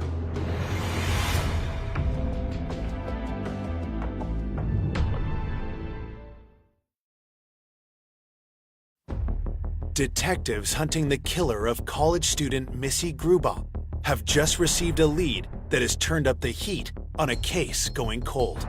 The victim's mother recalls a detail from the days just before Missy's death. Missy's mom is providing information about how Missy had talked about this guy, Luis. He was a 32-year-old man who had come over to the apartment, and the main thing that Mrs. Grubau remembers is that he talked to her all night long till in the early morning hours, but then they got involved in a pillow fight. At the time, Mrs. Grubau thought little of the playful incident, but she suggests maybe Luis could help the investigation with information about Missy. Detectives have a different view. This is bizarre. This is strange. The 32-year-old man had a pillow fight with her. It caught my attention immediately.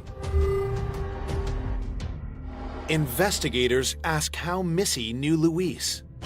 Luis worked with Missy, and he lived at the Holly Park Apartments. She had done some babysitting for Luis's baby at the apartment complex. Detectives' first stop? The restaurant where Missy and Luis both worked. Luis isn't there, but the manager tells them Luis is a model employee. He was an Army veteran. I learned that about him. No criminal history. Matter of fact, management gave him an award for a heroic act. He actually stopped a robbery. The detectives ask workers what they knew about Luis's relationship with Missy. Co-workers described Lewis as a friend. Sometimes after work, they might enjoy a beer together. Detectives also hear something that catches them off guard. A work associate relayed to us that Lewis made the comment, and these were his words, is, "I hope they catch that son of a bitch that killed and raped Missy." The fact that she was sexually assaulted, no one should have known that. That was never released. He might have just been speculating, but the fact that it was said really, really alarmed me. Investigators have uncovered yet another suspicious coworker in Missy's life, one that she saw every day. Detectives asked the manager for Luis's phone number. Told him I was investigating the death of Missy Grubau and that his name had surfaced from her babysitting his son, and Luis agreed to come see me. He was relaxed, he was polite, pleasant, regular, clean-cut guy. He told us that Missy used to babysit his son and that they worked together. So I told Luis what I want to do is exclude all of the known males to Missy so that I could find the guilty party. And the process in which I do that is I take samples, blood, hair, and saliva, compare it to the DNA, and exclude them. The request instantly changes Luis's mood. His response immediately was, what are you talking about? Wasn't the evidence all burnt up? And I said, no, it wasn't. I've got significant incriminating evidence that was specifically left there by the suspect. Now his demeanor is changing, and you can see the concern in his face. I kind of even broke my own rule a little bit here, because a lot of times I don't like to give guilt knowledge information, but the fact that I knew that he had already said something about Missy being sexually assaulted, I went ahead and revealed to him whoever killed Missy sexually assaulted her, and I've got their semen. And Luis immediately says, you know, I've got to go. I have to leave. And I have no legal right to keep him, regardless of what I believe. I just simply asked Luis, are you going to give me your sample? He says, I got to get out of here. I got to leave. We'll do it Monday. Monday comes and goes with no sign of Luis, but detectives don't let up. I call him. He calls me back Tuesday. We make arrangements for Wednesday. Come Wednesday, he doesn't show up again. Detective Lenore calls Luis at work, but gets some alarming news. Management had informed us that the woman that he was living with at the time, his common-law wife, had called and said that he had to leave town. I called her. I said, I hear Luis is gone. You and I need to talk. Jeanette has been living with Luis for 2 years. The couple moved into the Holly Park apartments 6 months earlier. They had been together long enough for them to have a child together. She was also pregnant with another child. But what was interesting is on the Monday that Luis was going to meet with me, which was about 3 days earlier, they got married. They got legally married. Well, in Texas, a wife cannot testify against her husband. I mean, those are my thoughts that are going on. I kind of kept that to myself and said, okay, that's interesting. Jeanette knew Missy as a sweet girl who used to babysit her son and had been shocked to hear about her murder. And so I asked if she recalls what occurred on the night of Missy's murder. She said Luis had gotten off work about 10:30 or 11 and informed her that he was going to have some drinks with some friends. Then he came in close to midnight, and then she heard him leave. 2 hours later, Jeanette hears Luis return. She hears him come into the apartment and takes a shower and then leaves again. And then she hears him come back again. She notices that he's coughing and he smells of smoke. His story to her is that he was out jogging and he noticed that there was an apartment on fire. And so he went in there and that he saw this individual on a bed and he said it was Missy. And he tried to do mouth to mouth. He said, but he couldn't do it. And he was overcome by smoke and that he had to leave and he came back. That's it, end of story. They just go to bed. Nobody calls 911. Nobody does anything. They go to sleep. I mean, the story is so bizarre, but she didn't question him. And I don't think she ever really saw it for what it was until she actually sits down and starts telling me. And as she's telling me, reality is setting in as far as what Luis might have done. She's pretty much stunned. I said, I need to go into your apartment. I need to get a search warrant.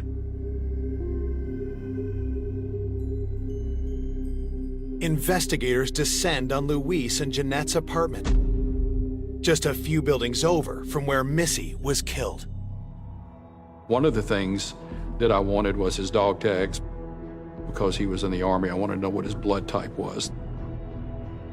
And I wanted to know if the blood type from his dog tags matched the blood type from the semen. The blood type matches that of Missy's attacker.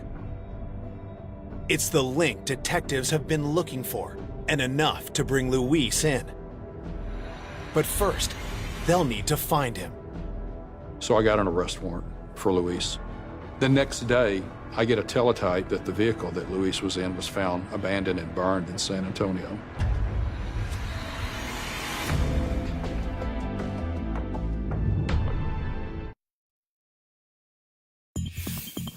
Detectives believe they have finally uncovered the man who murdered Missy Grubaugh and set fire to her apartment. But Luis Arroyo has fled Arlington. His car found abandoned and set ablaze in San Antonio. We don't know, but suspected there was evidence there, but the car was pretty much gone. I mean, it was burned up.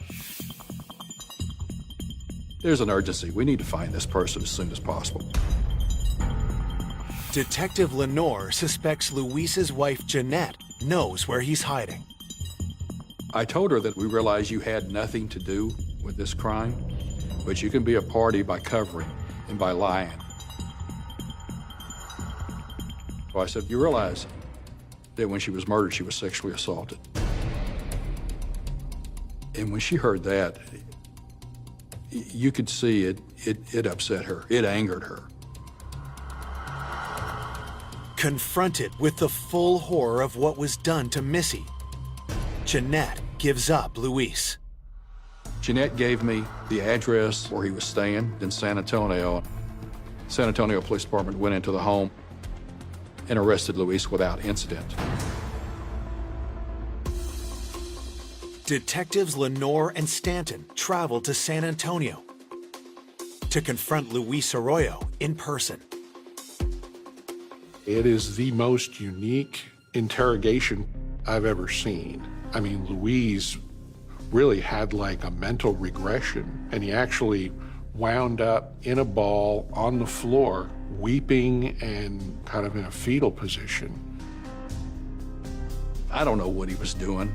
I just thought he wanted us to have some type of empathy for him. When Luis finally tells his side of the story, it doesn't add up for detectives. He did not admit to sexually assaulting Missy Grubaugh.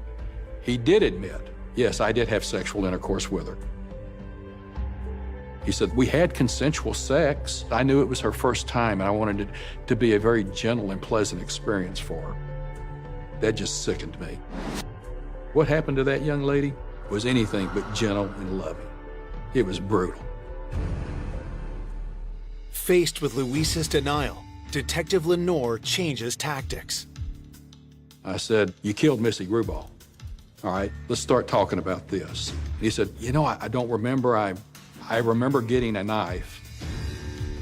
I think I did stab her.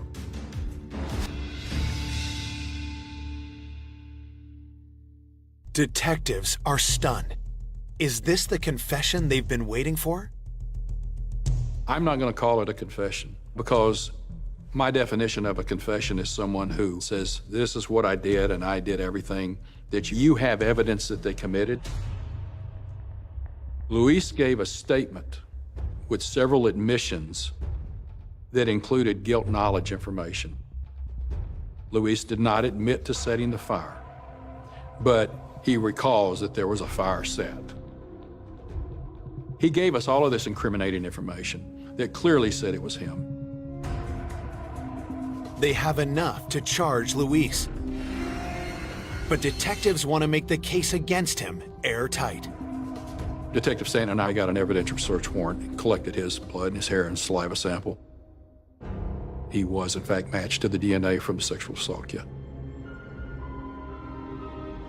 With Luis's statements, detectives can put together exactly what happened on the night Missy was murdered. I believe he went there thinking he could convince her to have intercourse with him.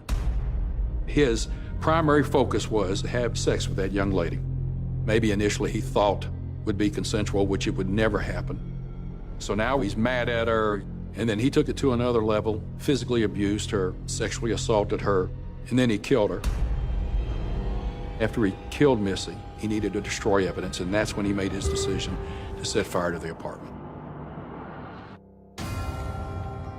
Lewis was charged with capital murder. Once we had the written statement, we had the statements from the wife. Pretty straightforward case. As Luis awaits trial, detectives zero in on two former suspects in the case.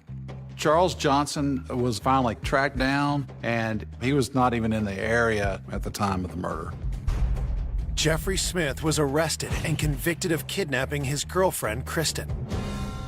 He received a 4-year sentence. Luis Arroyo's trial lasts only 5 days. We got a conviction rather quickly. And in Texas, once a person is convicted of capital murder with the death penalty waive, it's an automatic life sentence. Although detectives have found their killer, the win is bittersweet. He being in prison will never take away the pain, the horrific torture that child was put through. And him being in prison will never heal the wounds that the family has. They never recover. You can't bring Missy back. You just do what you got to do and make sure people pay for the crimes they commit. Missy's mother is in a state of permanent grief. Missy's death did leave a very large void. Missy's life was taken way too soon, but it was a beautiful life. She was a beautiful soul, and she still is. For more information on an unexpected killer, go to oxygen.com.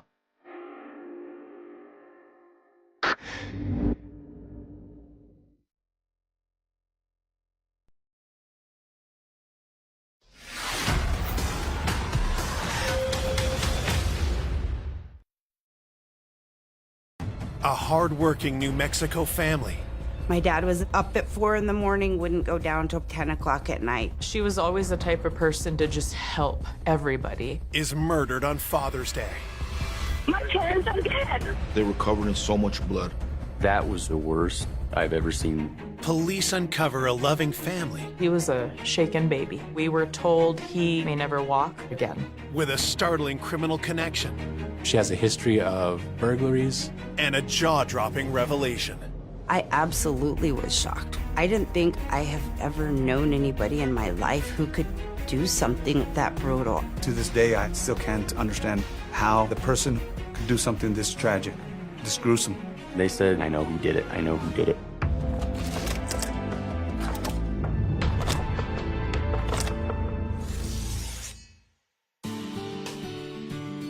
El Rancho, a tiny New Mexico town home to just a few hundred families, a place filled with honest, hardworking people.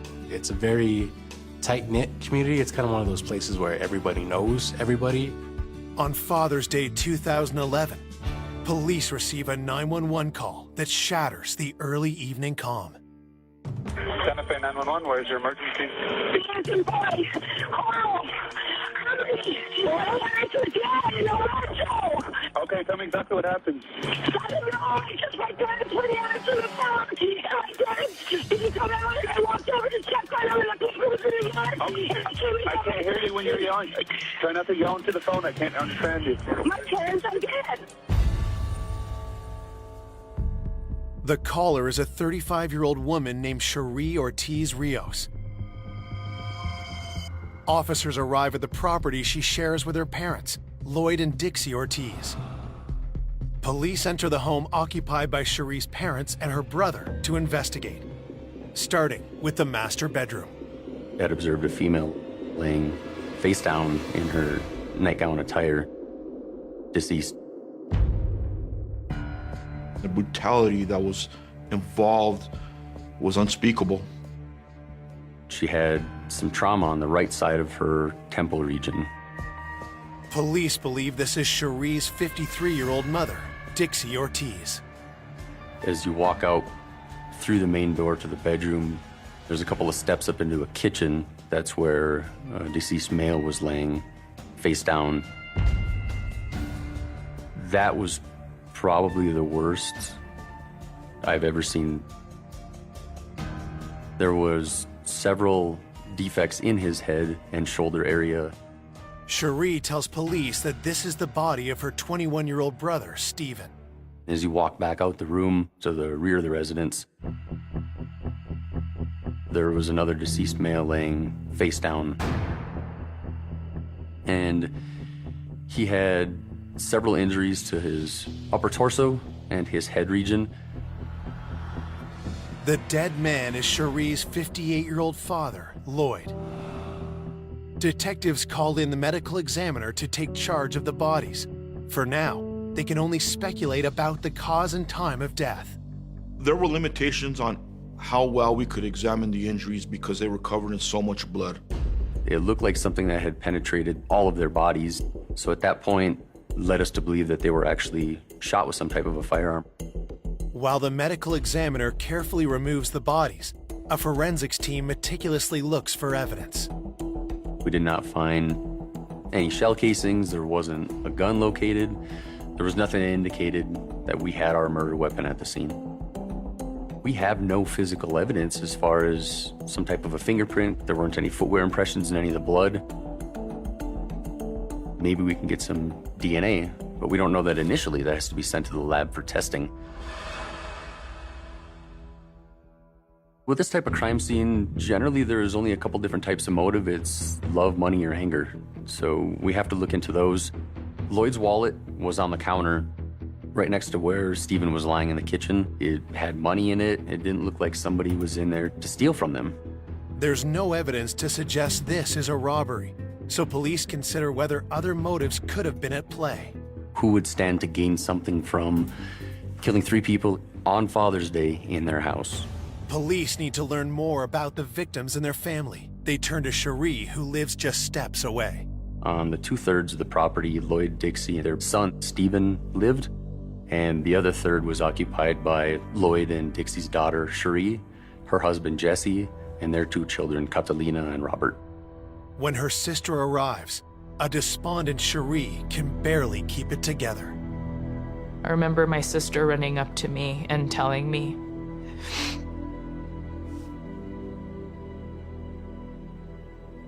I'm sorry, that my mom and my dad and my brother were dead. There were nothing I could do or say to make it better for her. 'Cause I love my sister so much, so much. Cherie and Angela choke back tears as they tell police all about the most important people in their lives. My mom and dad were the best parents that I could ever ask for. They were always there, always accepted us for who we were, always stood by our side, no matter what.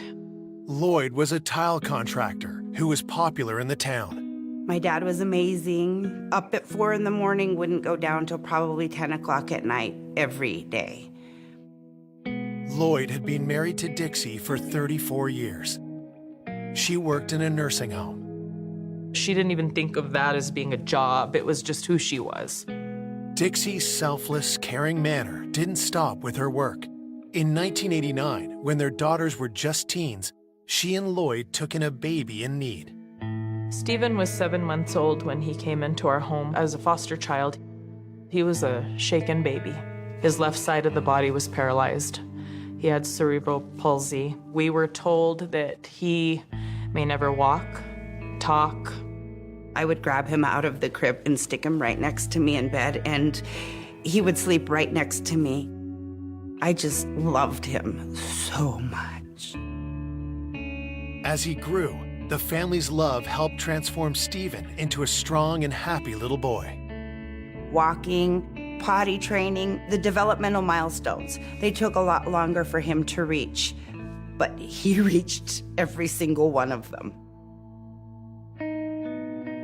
Stephen was part of our church, and he was such an absolute joy. He would greet everybody.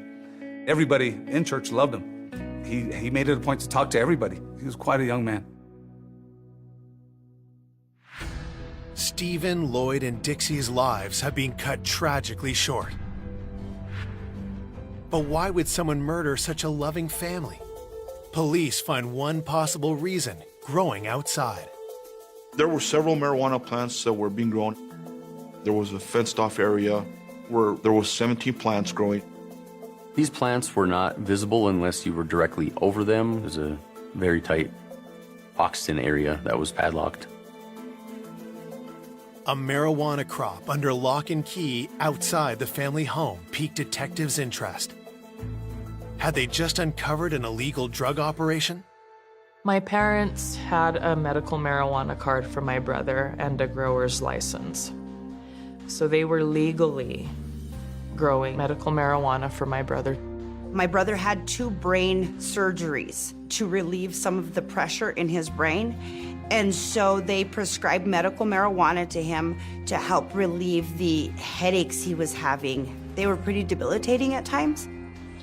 The family had known that Lloyd was growing the marijuana for Stephen, and the family would smoke some of the marijuana. While the marijuana was being grown legally, detectives suspect that it could have attracted the attention of the wrong people. Was this some type of a drug-related incident? Police become even more concerned when Cherie and her husband Jesse relay a story about a few suspicious characters they heard outside their home on the night of the murder. They indicated that they were watching a movie that ended between 1:30 and 2 o'clock in the morning. Their dog started barking, and Jesse got up and walked to the front window. He saw a car that was parked outside. He heard a kid yelling out there. He heard somebody say, "Hurry up, come on." And he was like, "There's somebody out there." And so he went back in and even grabbed a gun. And he got in his truck and he drove his truck toward that car. Coming up, the autopsy reveals an unexpected cause of death. It's not generally your weapon of choice. It's extremely violent, it's brutal. And the town is stunned when the killer is revealed. People were in disbelief. As a pastor, it was hard for me to even fathom.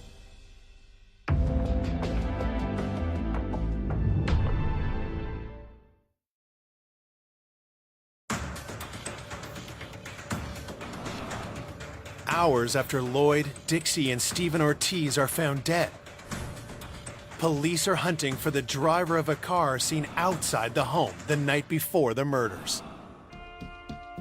We interviewed Lloyd and Dixie's daughter, Cherie, and she said that her husband, Jesse, saw a car that was parked outside and to the left of the property. He had indicated that the vehicle was a gray car. The dog started barking crazy. My husband, Jesse, he came out and even got in his truck. Cherie tells police Jesse followed the vehicle in his truck. But when detectives interview Jesse, he tells them a completely different story. In Jesse's interview, he had failed to mention that he actually left the house that evening. You never left the house? No. Why would your wife say you left the house? That I left the house. Why would she say that? Maybe because I was outside or something. She said she heard you leave the house. Why would she say that? I don't know. It was pretty concerning that he would forget one of the biggest details of that evening with his involvement. As detectives continue to press Jesse, he suddenly remembers details from the night before. Jesse. You know what? I might have left the house. When I seen the car parked. You know what? That is correct. That is correct. You see the issue? Yeah, I do. I forgot about that. It's something you don't just forget about, Jesse. Well, I'm serious, man. Man to man. You know where I'm going. It's time to start talking. I do remember, because I remember going back down there to get my keys. And I did get in my truck. And I drove towards the dead end that way. What happened then? I passed by. Why would you not confront somebody right there? Because I didn't expect anything. Jesse, lying to me, dude. I'm not lying to you, bro. I'm telling you the truth. Jesse's changing story now has police eyeing him as a suspect. And when they ask him about his relationship with his in-laws, they think they may have hit upon a motive. We found out something very alarming. There was some stuff in the close past that had caused some family tension between Lloyd and Jesse.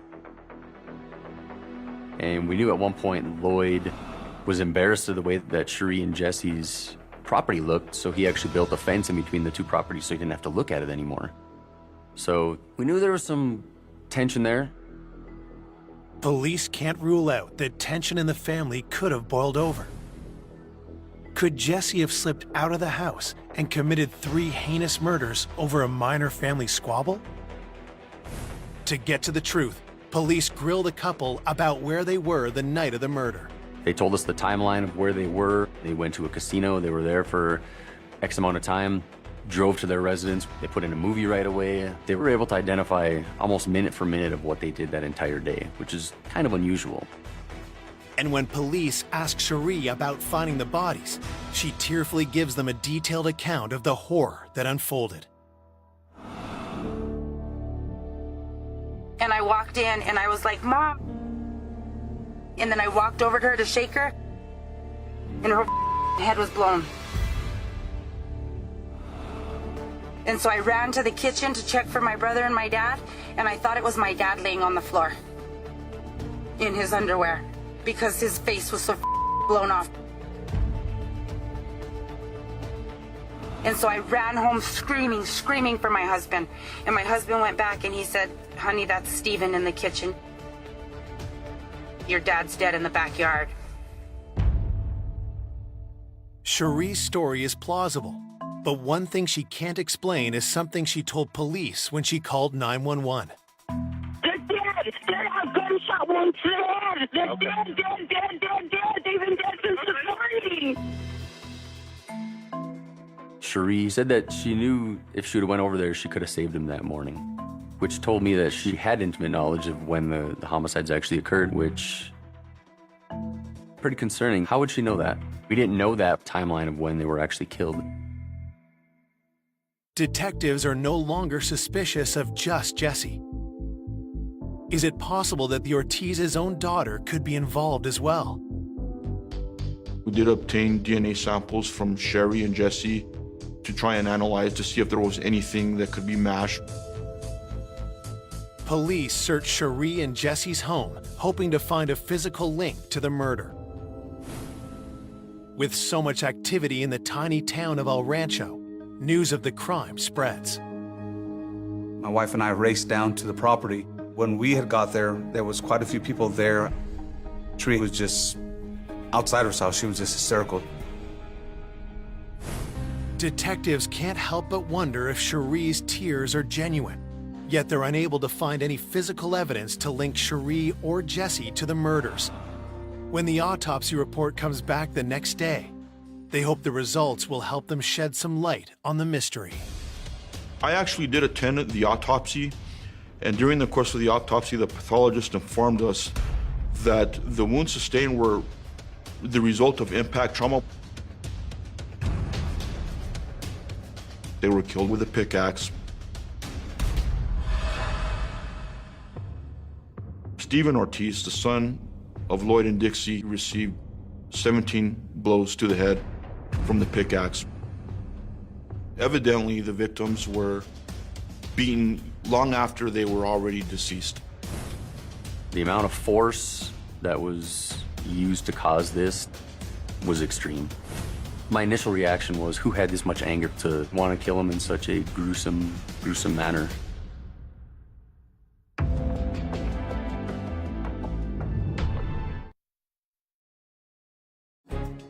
After receiving the autopsy report on a horrific triple homicide in El Rancho, New Mexico, detectives have just discovered that the Ortiz family was killed with a pickaxe.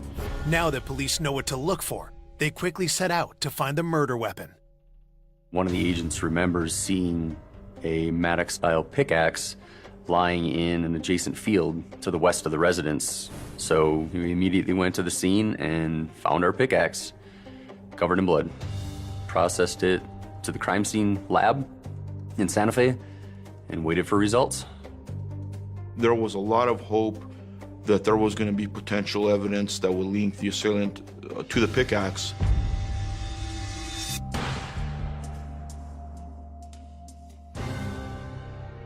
There was nothing.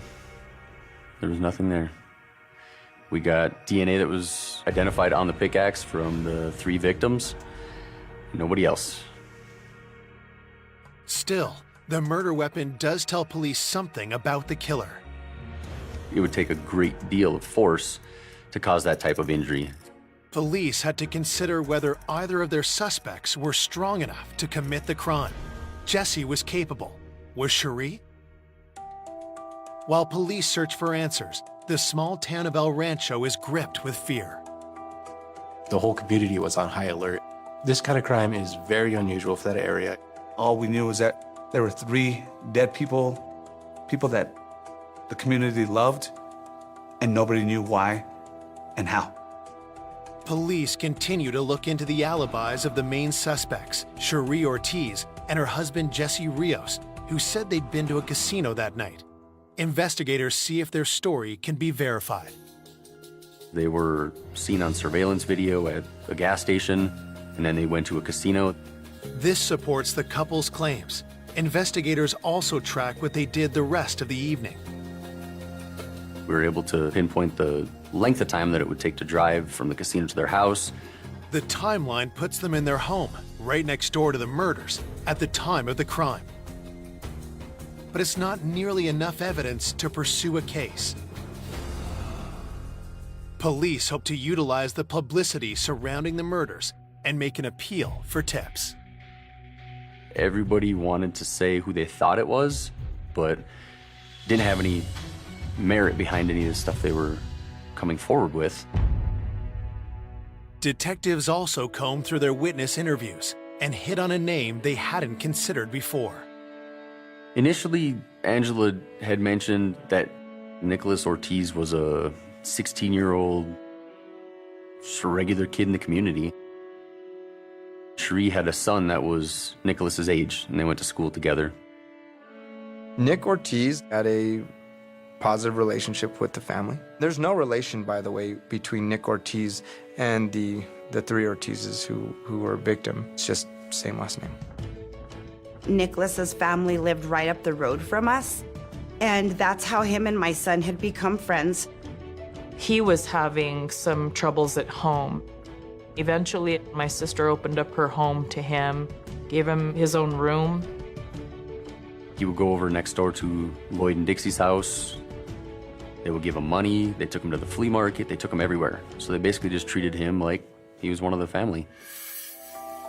But the transition to family member wasn't all smooth. My husband and I had caught Nicholas going through our drawers. We had just started noticing a little bit of money missing. Things moved. So we started giving him an allowance every week for the chores he was doing as well. Nick's troubles extended to school, too. Nick had come home from school, and you could tell he had been punched in the face and was kind of beat up. I freaked out. Oh my God, who did this to you? He said, I joined a gang with some friends of mine, and I had to let them beat me up. And I was like, okay, so now today we're gonna have the anti-gang talk. And I mean, we did.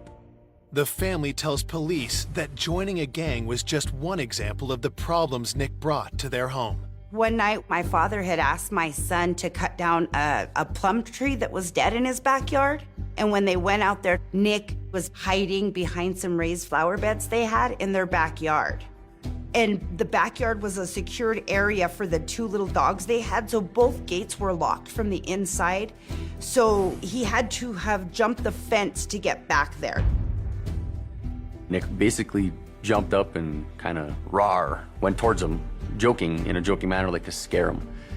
And Lloyd wasn't impressed by it. He didn't think it was funny. After stealing from the family and joining a gang, this was the final straw for Lloyd. He basically told Nick that he was not welcome at that property ever again. It made us feel on guard and very uncomfortable, and we think it's best that it's time for him to move back home. I then text Nicholas and told him that he could come and pick up all the clothing and furniture that we had purchased for him over that time period, and he could take it home with him. I never really saw him again after that. Could the Ortiz's rejection of Nicholas lead him to kill? Had he murdered Lloyd, Dixie, and Stephen in cold-blooded revenge? The police bring in Nick for questioning. Do you know anything about this case that could help us?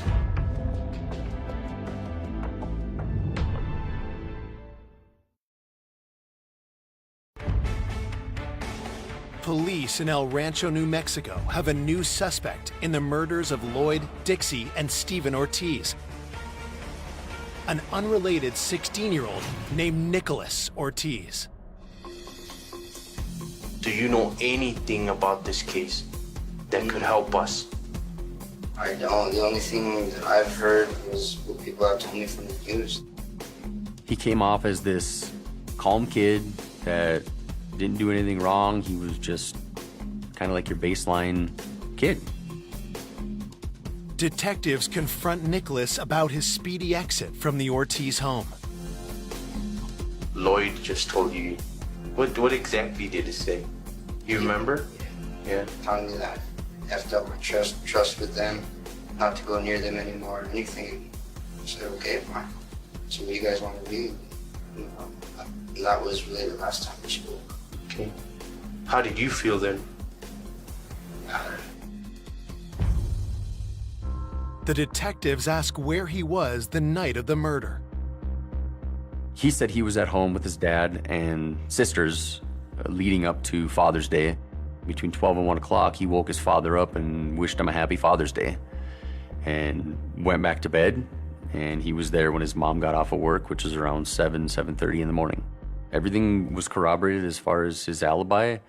Not only does Nicholas have a solid alibi, his demeanor in the interview doesn't suggest he is the killer. Do you think if you found out who did that? If I found out who did it, I would call the police right away. Police find people in the community who vouch for Nick. Nicholas was part of our congregation. He was very, very gentlemanlike. He was kind. He was willing to help. He would stay late sometimes and help us pick up after the church. Police cross Nicholas Ortiz off the suspect list. Then, 2 days after the murder, they get an urgent call from Cherie Ortiz. I called the police and I told them we found out about a safe that was well hidden, enough where my sister and I didn't even know it existed. At my parents' house, my Uncle Walter had called me and said, I built your dad a secret piece of furniture that would hide a safe in it. The unit was so well concealed, the police had not found it when they searched the house days earlier. I said, I do not want to know any more until we contact the police. So we had to have it opened up there at the police station. Inside was $80,000 in cash, as well as some of the life insurance paperwork. That's when we found that my dad had been saving money for years. He had his retirement saved in there. Cherie says she didn't know about the money, but police make a discovery that puts her claim in doubt. We had learned through district court that the power of attorney had been given to Cherie at this point, and she was basically going to be the heir of hundreds of thousands of dollars in life insurance policies that Lloyd and Dixie had. And that $80,000 that was in the safe was part of a cash out from those life insurance policies. Cherie says she didn't know about the insurance policy. The inheritance was large enough to give Cherie and Jesse a powerful motive for murder. But motive alone wasn't enough to arrest either one of them. We have no physical evidence that could tie Cherie and Jesse to the crime. The discovery of the safe also causes police to speculate on how the Ortizes had amassed so much money.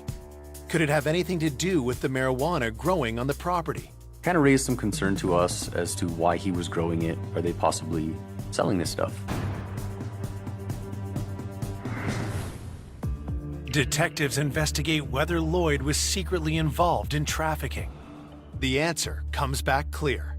Nothing was taken from this house. It didn't even appear that whoever was there at the time knew that there was pot plants being grown behind this fence.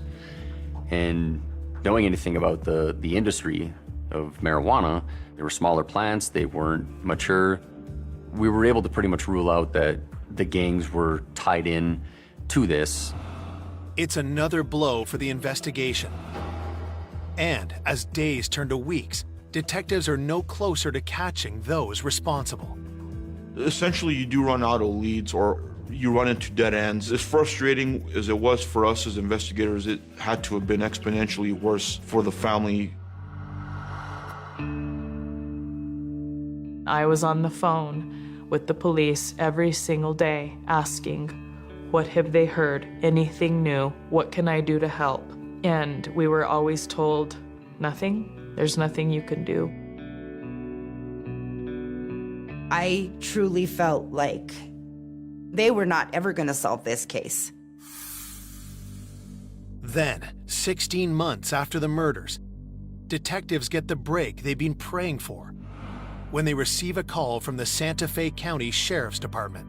In October of 2012, I had just gotten home from work and I got a call that there's somebody there that wants to give some information to me in reference to the homicide. And she was in jail. She said she just wants to get something off her chest.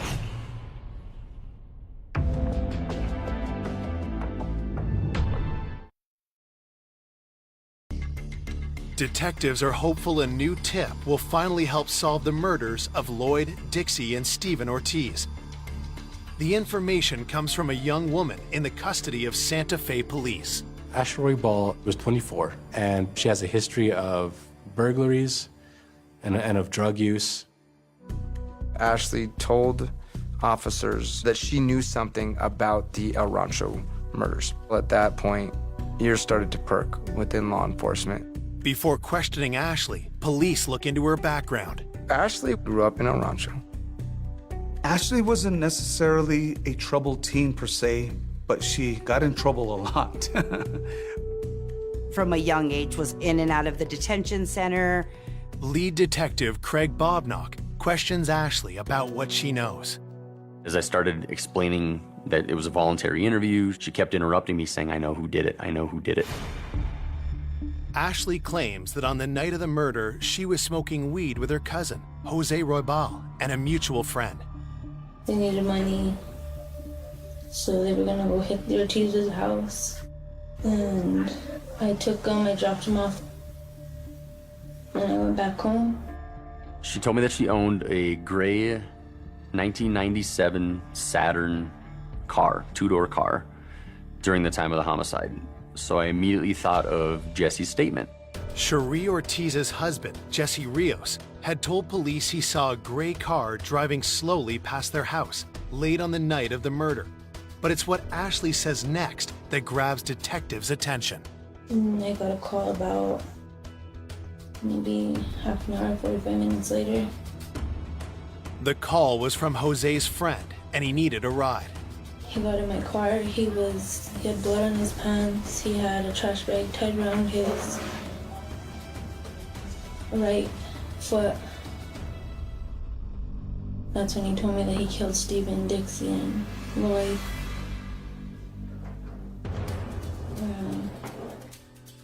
He said he threw the pickaxe by the fence. He kept saying he killed him, he messed up, he killed him. Ashley told me that the single person that killed the Ortiz family was Nick Ortiz. Ashley's revelation is explosive. This family took in Nick when he was having trouble at home. He stayed there for upwards of a couple of months, in which he got very close with the family. He would eat there, he would get off the school bus there. It was basically his home, and they took him in. But police need to be sure Ashley's telling the truth. After all, she has a rap sheet, and their suspect has an alibi. The information that Ashley Roybal provided had to have come from somebody who was actually there during the incident. Ashley explains another detail that puts her at the scene. Do they wear gloves? Do they care about fingerprints usually? He had a sock on his hand. He did have a sock on his hand? Mm-hmm. Police are hopeful they can find evidence in Ashley's car, but it's nowhere to be found. It's 18 months later. She had said she had sold it to a tow company. The vehicle ultimately ended up at the shredder. Couldn't find it. Investigators had to find another way to verify her story. I received a lot of the phone logs, and that was my big piece of evidence at this point. Cell phone records show the communication between Nicholas, Ashley, and her cousin Jose peaked around the time of the murders. So investigators immediately bring Nick back in to confront him with the evidence. So I brought Nick in. He's in 100% denial of everything until I bring up the phone records. I'm just gonna show you, dude. These are your texts between you and Jose. You're the orange and he's the white. That's how much you guys texted on Saturday night into Sunday morning. Is it surprising? Well, with all due respect to you guys and all that, I'd really like to just stop talking and go home now. Okay.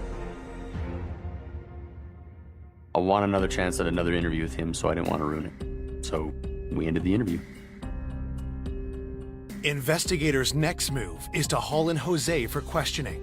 Since he's a minor, they get permission from his parents to speak to him. He was 15 at the time. He drank a lot. He had problems at home. He didn't have a good reputation. Police talk to Jose, and he opens up. Ashley dropped me and Nick off so we could go rob the house. She left. Nick told me he would go in. He wanted me to go in with him to go kill. And I told him no. I didn't want to. I was scared. He started walking towards the house. When he started walking towards the house, I ran to the river. I got to my house. And then Ashley and Nick show up. Nick is white as a ghost. I knew he had did it. He told me he had did it. He told me he did it.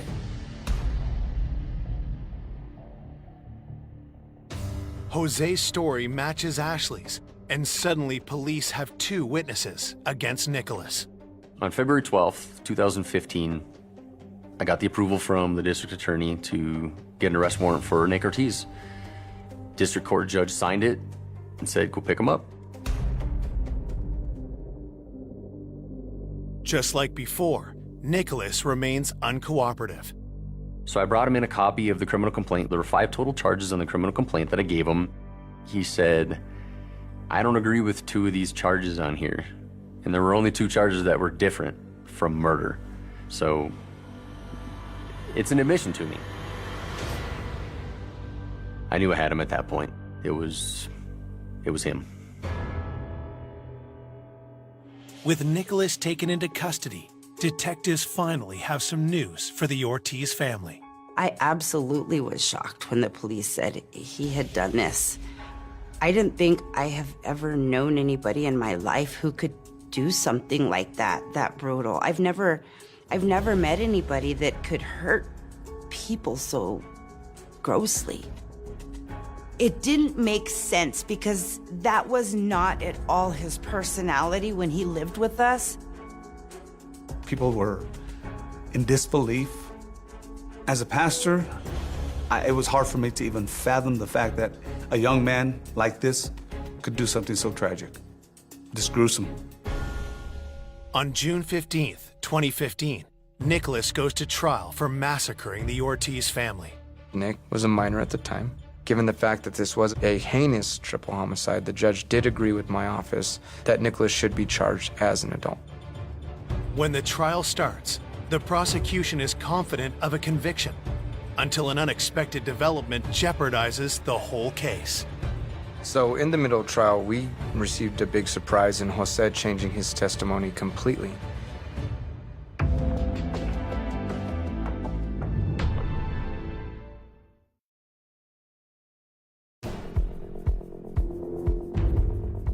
Nicholas Ortiz alone stands accused of a savage triple murder. His 2 former friends are taking plea bargains to testify against him. But just as prosecutors think it's a cut-and-dry case, the unexpected happens. So in the middle of trial, we received a big surprise in Jose changing his testimony completely, pointing at Ashley as the individual who instructed them to kill the family. Originally, the plan was to rob the Ortiz family, but according to Jose, Ashley had something more sinister in mind. Jose Roybal testified that Ashley said, "Why don't you just kill them?" It's a stunning statement, which the defense denies. The case agent said, well, she said she didn't say that. And then the lawyer said, yeah, but Jose Roybal says she did, so somebody must be lying.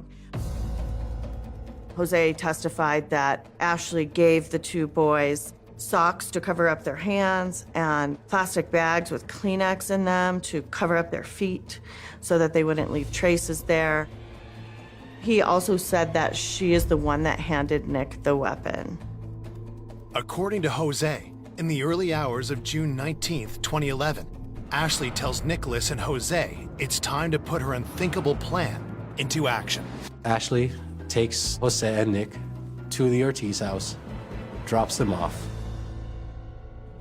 Jose got scared. He left. He ran home. Nick went towards the house. He knocks on the back door. Lloyd Ortiz gets up out of bed. When he opens it, he's attacked by Nicholas with the pickaxe. He didn't stop there. He went into the house and struck Dixie twice in her temple on the right side of her head with the pickaxe. Nicholas moved on to the kitchen, looking for the money, but he found Stephen instead. Recognizing who is in his house, Stephen puts up a fight. Nick delivers 17 blows to his head and body and kills him.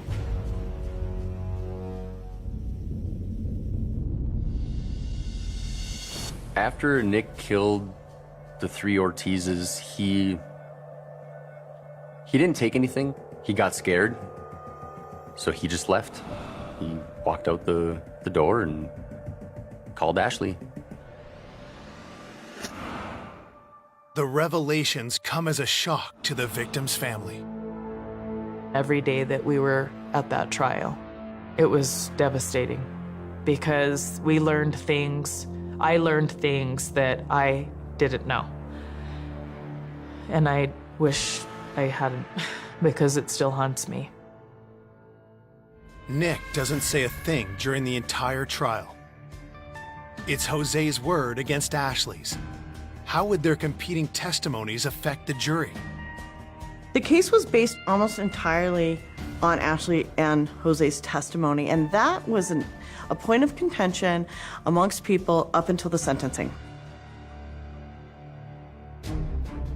After 3.5 days, I remember the jury went into the courtroom and the foreperson said, no matter how much time you give us, we're just not going to come to a consensus. So the judge had no choice but to declare a mistrial. It was horrible. It was devastating to me. I felt like our hearts had been ripped out. We had all this hope. Luckily, we have the opportunity to try him again, which we did. 17 months later, in December 2016, the case goes back to court. Luckily, this time around, we proved to all 12 jurors that Nicholas Ortiz was the individual that killed those three people.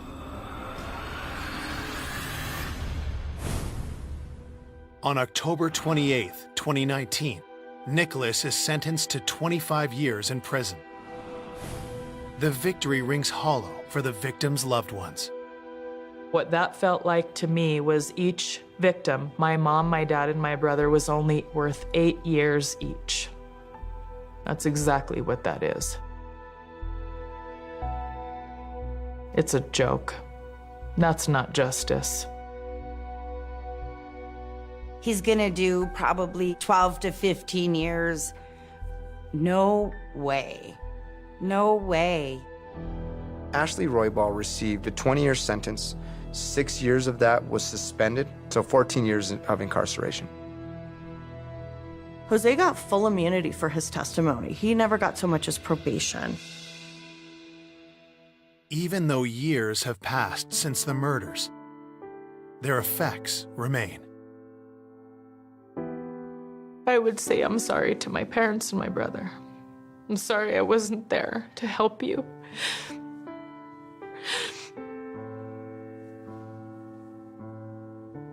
So I would say I love you and I miss you and I'm so sorry.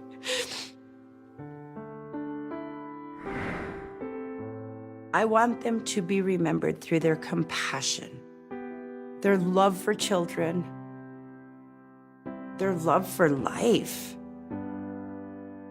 how they lived for us as their daughters, for my brother, and to remind us each day that that's how we should live. For more information on an unexpected killer, go to oxygen.com.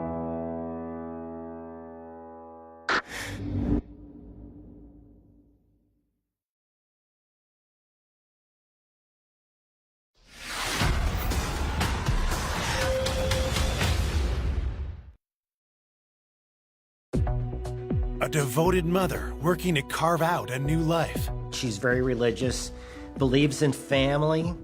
She would help anyone. Is murdered in her own home. She had clearly been under attack when she reached for the phone. It was devastating. Detectives follow the evidence down a twisted path. Who was this person? He's giving envelopes of money to Monica. In her mind, they were going to be married until death do them part. After a number of suspects emerge, they jokingly referred to themselves as the Orange Shorts Society. He cried, but it was very fake. Monica told me if anything ever happens to me, that he was responsible. The killer is someone no one could have predicted. The whole thing was just surreal. And I'm like, oh my God, you almost got away with it.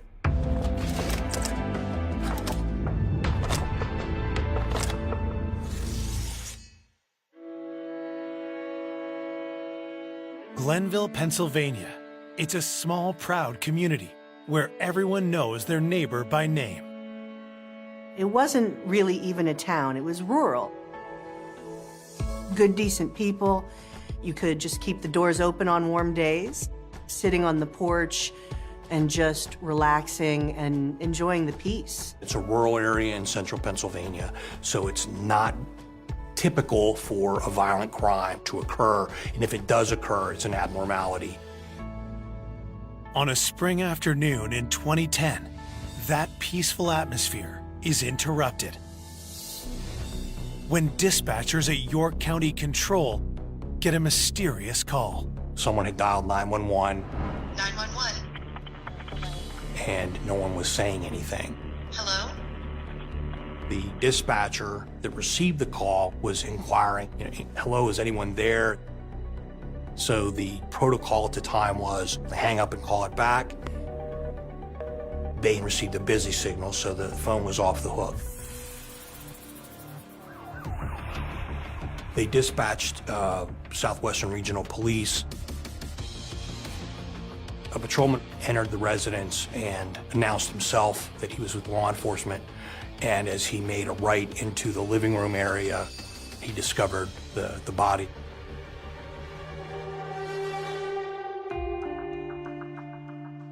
There was a lot of blood around her head, as well as on the floor. A forensics team arrives within minutes, with 2 homicide detectives following close behind. The victim was found lying in almost like a fetal position. They find the victim's driver's license, which identifies her as 55-year-old Monica Schmeier. Closer inspection of the body reveals she met a violent end. She had clearly been under attack when she reached for the phone to try to call for help. There was a telephone with the receiver off just above her body, lying there, and there was some blood on the 9 and the 1 of the telephone. Very close to Monica's body, detectives find an important piece of evidence. We located a small shell casing that was lying on the ground. We searched for a firearm or ammunition, a holster, anything that would lead us to believe that there would have been a gun in the house. There was none located. The forensics team pores over the crime scene, hoping to turn up something that can help them understand the crime. We did fingerprinting, we did photography, we searched around the house. There was nothing there to lead us to believe that it was a home invasion, and it was very mysterious to us as far as, what happened here. Another detail suggests Monica wasn't the victim of a robbery gone wrong. We did locate some cash in the home that were in white envelopes that were on the bookshelf. We found cash in bins that were packed up that you could visibly see as you walked around the house. The envelopes we found were very easy to see. Some of them would have maybe $100 in them. Some of them only had a few dollars. Each one of them had a designation on the envelope, like to the church or for a bill or something like that. Investigators begin collecting forensic evidence for further analysis. The evidence we collected in the home consisted of the money envelopes, the blood evidence, scrapings from the phone, from the floor, and fingerprints. A Rolodex was found. On the Rolodex, we found some close contact information. While forensics continue their work at the scene, detectives track down Monica's family to deliver the terrible news. Monica had 2 adult daughters, Veronica and Elsa, and they were not living at home at the time of her killing. Veronica was in Florida, and Elsa was out of the country. Both daughters are stunned by the murder and say that their mother was known for her charity, which had only increased since their parents' divorce. Monica Schmeier's daughters said that she would help anyone, extremely generous, volunteered her time in the community, was a devout Catholic, very involved in her church. Monica's brother, Eric, is no less shocked when police inform him of his sister's murder. It was April 1st, which is April Fool's Day.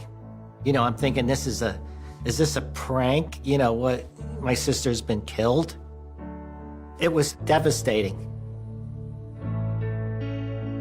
Monica was not only my sister, she was my next door neighbor. Detectives ask Eric to tell them more about his sister, in the hope that something from her past will point them toward her killer. We were raised in a Catholic family in northern New Jersey. We had a simple, frugal life, 5 siblings. I was the eldest and she was the 4th. She was the smartest out of all 5 of us. Monica was very studious and very determined. Even when she was a little kid, she was a bookworm. She aced everything through college, grammar school, high school. Monica studied like crazy and went to medical school. She was going to do her internship. She was starting it in New York City. As Monica was chasing her dreams, her life took an unexpected turn. She met John Schmeier, and they fell in love. She became pregnant, and that was a surprise to both of them. The young couple got married in 1981 and began building a happy life together. Monica became a mother, and she felt that she had really found her niche. And she just loved being a mother. John, he went and got his degrees, and he became an ophthalmologist and was offered a position in Hanover, Pennsylvania. They asked me to come along and be the office manager. With John busy at work, Monica focused on motherhood and let her own career go by the wayside. She was supposed to do her internship. Then she got pregnant again. I don't know how expected that was, but she loved it. Her focus became being a mother. She was dedicated to John and her 2 daughters. A nice wooden house with 60 acres. That's what she wanted more than anything. John gave that to her. Over the years, John's career thrived, but the couple's marriage began to suffer. In 2003, after 22 years of marriage, he asked Monica for a divorce. She was devastated. She was so much in love with John. She's very religious, believes in family, you know, so she didn't want to agree to divorce. She got suicidal and she went into a depression. All she did was just cry, and you could see how miserable she felt. I was worried about Monica, but I felt if Monica needed any help, I was right down the street. Finally, in 2008, after 5 years of resisting, Monica agreed to sign the divorce papers. Their unusual settlement agreement helps investigators understand why Monica had envelopes of cash stashed around her house. John was paying Monica $1,700 a month in alimony. He had also given her the family home and much of their savings because it was him who wanted that divorce, not her. There was alimony being paid, but he did so in cash, which was weird because Monica didn't have a bank account. Monica Schmeier did not like to use banks, didn't trust them, preferred to keep the cash in her home. But with Monica having no other source of income, John grew wary of the arrangement. John was pissed off that he had to pay her in cash. He was upset that he had to pay her bills for her. He paid for everything. Could John's resentment have grown so great he wanted Monica dead? When detectives ask Eric, his answer is shocking. Monica told me if anything ever happens to me, John is responsible because she was scared that John would do something to hurt her. Coming up, does a grieving spouse have something to hide? He cried, but there were no tears. It was very fake. A surprising lead sends the case in a new direction. What struck me most is how utterly random it was. And the truth blindsides everyone. It was like an aha moment for me. Why did you lie to me?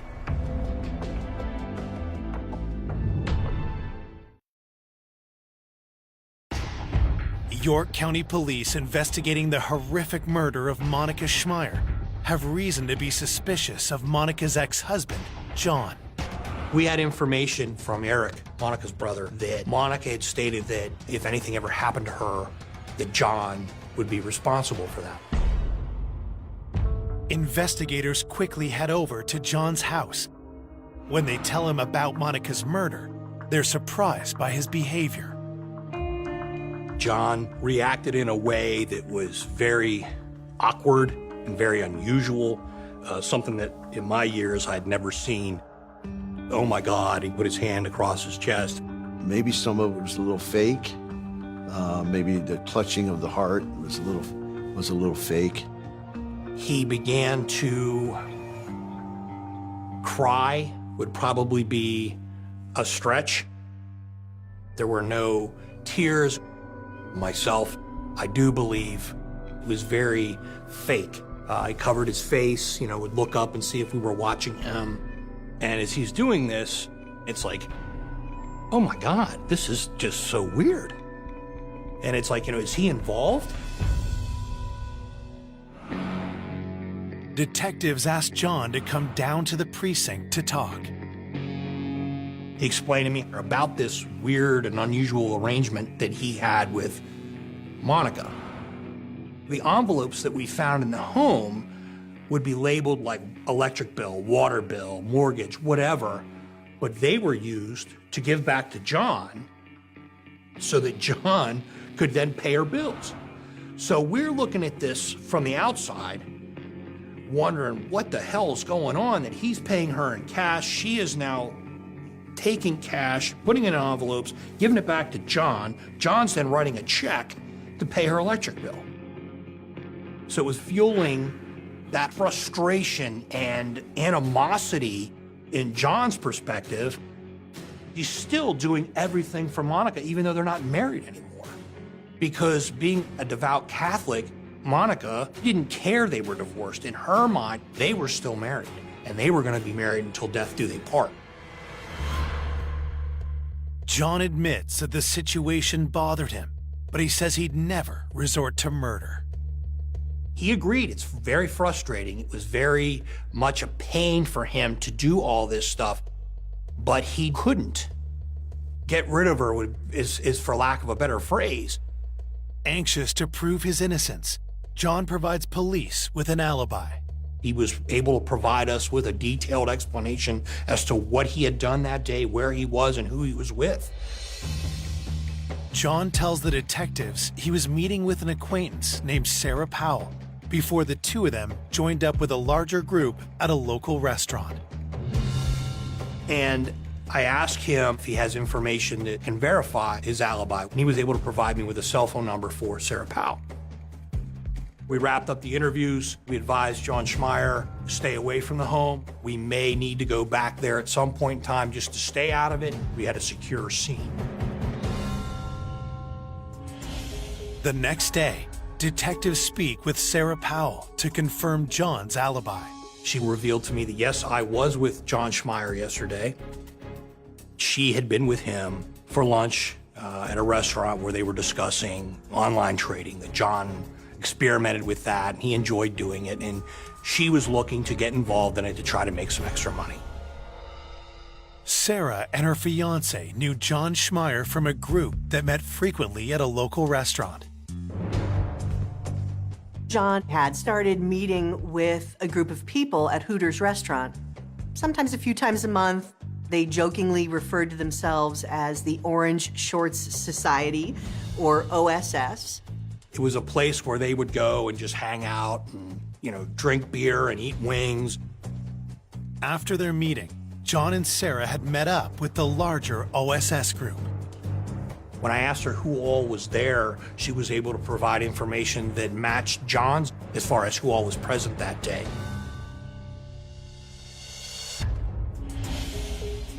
Investigators tracked down the rest of the OSS members at the meeting, and each one of them echoes John and Sarah's story. But they also share something else about John's relationship with Monica. At these OSS meetings, John would say that he was frustrated with her and he was trying to move on with his life, but yet Monica was always there in his business.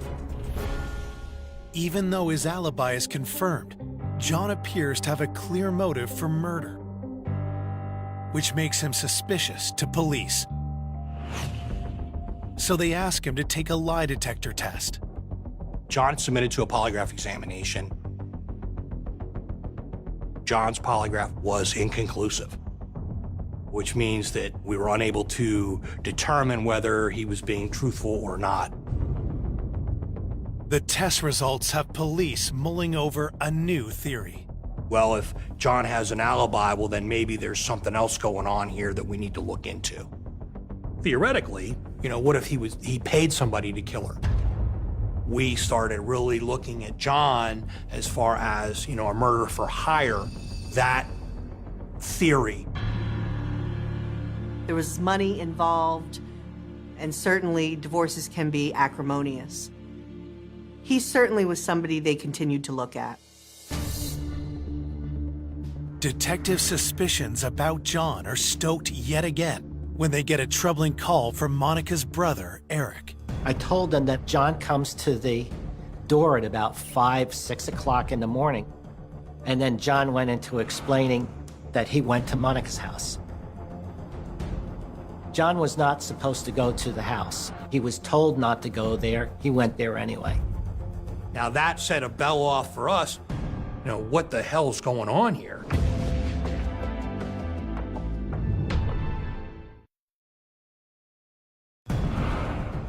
Detectives are eyeing John Schmeier in the murder case of his wife, Monica, after learning that he returned to the crime scene just hours after being questioned by police.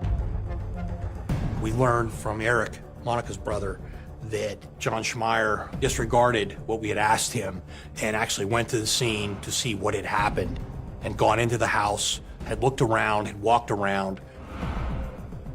John's behavior is not only suspicious, but could have damaged the investigation. Anything further that we wanted to do there had been jeopardized because the scene was no longer secure at that point. With John not following our request, it's another arrow in our quiver as far as, the person of interest, just another little check mark. The day after the murder, police canvassed the neighborhood around Monica's home. Patrol officers went out and spoke with neighbors, were able to locate people that saw something suspicious that was out of the ordinary the afternoon of March 31st. The first witness Patrol located was Mr. Kegerice. He lives up the hill from Monica Schmeier.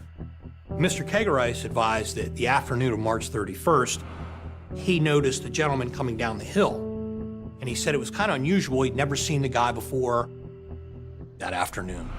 He sees this same gentleman now walking with a purpose, is how he describes it, back up the hill with what he believes to be a white envelope in his hand. So now we're putting 2 to 2 together. Oh, white envelope. We had white envelopes in the house. Those white envelopes contain cash. Why is this guy in the middle of nowhere, then comes back, and now he has an envelope, and he's walking with a purpose? Patrol also located a second witness, Mr. Crawford, who lived a little further up the hill. And Mr. Crawford was able to tell us that he was coming up the road from the Schmeier residence, and he noticed a gentleman walking up the roadway, which was unusual because there's not a lot of foot traffic out where these guys live. And Mr. Crawford also said you can see up the hill a silver van. And he describes it as a work van. It's not a soccer mom van. It's just your regular panel work van. Patrol was able to locate some tire tracks in the grass where that van, you could see where it did like a 3-point turn, turned around and went back up the hill. So now we have a direction of travel. Investigators conclude the van headed towards a village called Jefferson. In Jefferson, there's a bank. Now that bank has a camera that's facing out. So what we figured was, well, we'll get a search warrant, we'll grab the bank video, as well as an ATM for March 31st. If the suspect had made a left, he goes towards Jefferson. If he makes a right, he goes to Maryland. We have a 50-50 shot, whether or not we got this van. Investigators keep their fingers crossed as they comb through the poor quality video. And I looked through a video looking for silver vans, and I was able to find numerous silver vans that were coming through and going back on that day. We were looking for a needle in a haystack. We had a van. We now had, a possible suspect. We had the white envelopes. We had, all this information, but yet we still were getting nowhere. 3 days after the murder, investigators get the autopsy report, which they hope can help shed some light on the circumstances of Monica's death. Miss Schmeier had been murdered with a single gunshot wound to the head, right above her eye. What also was found was she had a lot of trauma to the right side of her face and her cheek and lips area, indicating that there had been a struggle. I told them that Monica would fight. Monica had no fear. She had no fear of death. Monica did not care. She would go after the guy and scratched him. When I told the police that, they checked for DNA under her fingernails. The fingernail scrapings, we sent them off to a forensic lab for analysis for DNA. While they wait for the results, detectives focus on anyone Monica would have trusted to come to the house. We had information from Eric, Monica's brother, that Monica had a handyman that would take care of things for her. He lived a pretty good distance from her house. He would come down and did a lot of work for her, trimming trees and stuff. He did come often, and he didn't charge her for anything. That did seem suspicious to us at the time, and we kind of thought there might have been a relationship there. Now, this handyman was married, but yet he spent a lot of time with Monica. As an investigator, you look at who normally kills you? It's someone you know, someone you have a relationship with. You know, there's a thin line between love and hate. And that's where, you know, our suspicions were, okay, well then maybe there's something else going on here that we need to look into.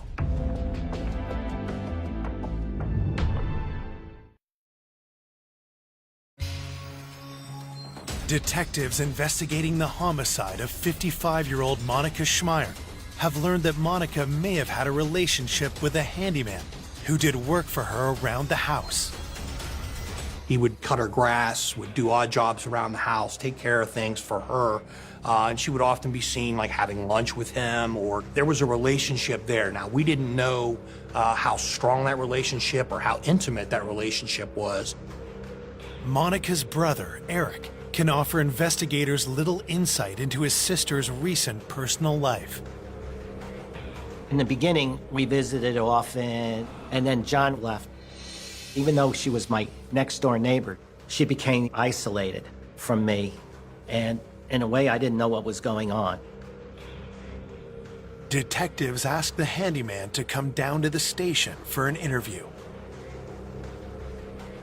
When we asked him where he was at the time of the murder, he told the investigator that he had been working at a residence within a gated community in Adams County, about 40 miles away. Unwilling to take him at his word, detectives check into his alibi. We were able to substantiate that based off of the gate log as well as the video that was there that showed him coming in early in the morning and leaving after the 911 call would have been placed. So we were able to eliminate him as a possible person of interest in this investigation. With the handyman in the clear, detectives are running out of possible suspects. We looked at everyone. We looked at the UPS driver who delivered a package that day. We looked at the mailman. We looked at the exterminator. We looked at people that she knew from the dry cleaners. Anywhere we could find information about Mrs. Schmeier, we talked to those people because we were at wit's end as far as who could have done this and why would they have done it. The passing weeks start to take an emotional toll on Monica's friends and family. Everybody back home is waiting for something to happen, something. And then I got to the point, and I think the rest of the family, it's just going to be one of those things. You know, we're just going to, the guy maybe gets away with it or whatever. Just seemed as if they were never going to solve it. And I think people were concerned, what if it was random? Because if it was random, it can happen again. A month into the investigation, Detective Damagon decides to take a fresh look at all the evidence they have so far. I was sitting at my desk in my office, and I have my notepad, and I'm going through all my notes from the scene. The investigators circle back to Monica's ex, John, and his friends at the Orange Short Society. I'm flipping through my notebook, and I get to my interview with Sarah Powell. Reading that, going back through that. Fellow Orange Short Society member Sarah Powell had confirmed John's alibi. But now another detail suddenly jumps out to the detective. And immediately, a light bulb goes off, and I recall, Sarah Powell telling me, my fiance is usually there, but he wasn't yesterday. Sarah's fiance, Timothy Jacoby, is also a member of the Orange Short Society. But because he was unable to confirm John's alibi on the day of the murder, he had been off investigators' radar until now. Come to find out, he has a master's degree, he's college educated, he's a U.S. Air Force veteran. He made, better than average money. But when police search Timothy's name in their database, they make an alarming discovery. He had a prior arrest for a robbery of a jewelry store involving a firearm. Scooped up, I think it was close to $48,000 worth of jewelry, turned around and ran out and dropped all the loot as he was running. They still caught him. He served prison time for that. An ex-con who's friends with John Schmeier. The discovery reignites detectives' murder-for-hire theory. We're lacking the nexus between Tim and Monica, and that's where the investigation kind of pivots to John Schmeier again. Clearly he didn't do it himself, but he could have paid someone to do it. Detective suspicions intensify when they check John's phone records. In John's cell phone records, we found a phone call the day of the murder from John to Tim Jacoby. And I'm like, oh my God. It was like an aha moment for me. So all this is beginning to fit together. We had information from Eric, Monica's brother, that Monica had stated at some point in time that if anything ever happens to me, John did. So we were looking, did John Schmeier and Tim Jacoby conspire to kill Monica Schmeier?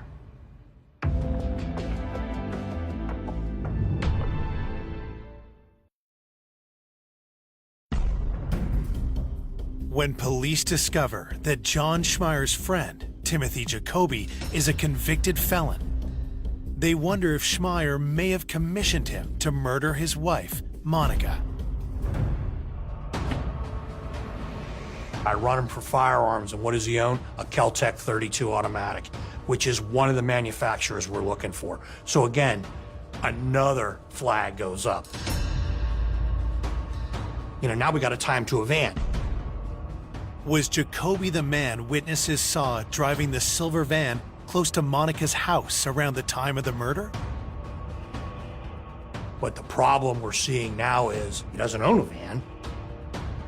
We then identified where he worked, and he has access to a silver work van that they sign out on a calendar. You just go in and you check the calendar. If it's available, you put your initials in there, and on Tuesday you get the van. Investigators asked for the company's logbook to see if Timothy had the van when Monica was killed. We're going through it, and wouldn't you know it, there's only 11 months there. And the 1 month is missing is March 31st. It's the date of the murder. Once we found that Tim Jacoby had access to a van, we checked that bank surveillance video, and we were able to locate a van that's the same make and model as the one that Tim Jacoby had access to, coming out a route that would lead someone towards Tim's home. The evidence piling up against Jacoby is compelling, but detectives will need something more concrete if they're to file charges. We make the decision, we're gonna hit Tim's house with a search warrant. Tim did not say one word. Not why are you guys here, what's going on, nothing. Silence, other than a smirk on his face. The search quickly uncovers damning evidence. We found a firearm that had been stolen in a burglary in Florida some years before. So Tim, being a felon, he was not to possess any kind of firearm, and he was currently on parole, so we charged him with possession of a firearm as well as receiving stolen property. His parole was violated, and he was put in jail. In addition to the stolen gun, investigators find a strange piece of evidence that leaves them scratching their heads.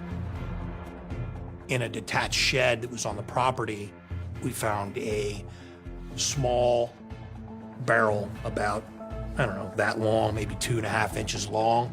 And it appeared to me that it was consistent with a .32 or a small caliber firearm barrel. Could this barrel be part of the murder weapon? While it's sent to the lab for analysis, detectives have some questions for Jacoby. But Jacoby isn't interested in talking. Tim invoked his right to counsel, advised that he didn't have anything to say and that he wanted his attorney present. While Jacoby stonewalls, detectives question his fiancée.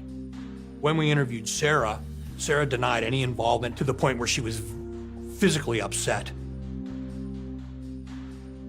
I then further inquired with Sarah if she'd ever seen this small black firearm that would fit in like the palm of my hand, a .32 ACP firearm to match the shell casing we found at the scene. And she said yes, that she had been with Tim when he had shot it.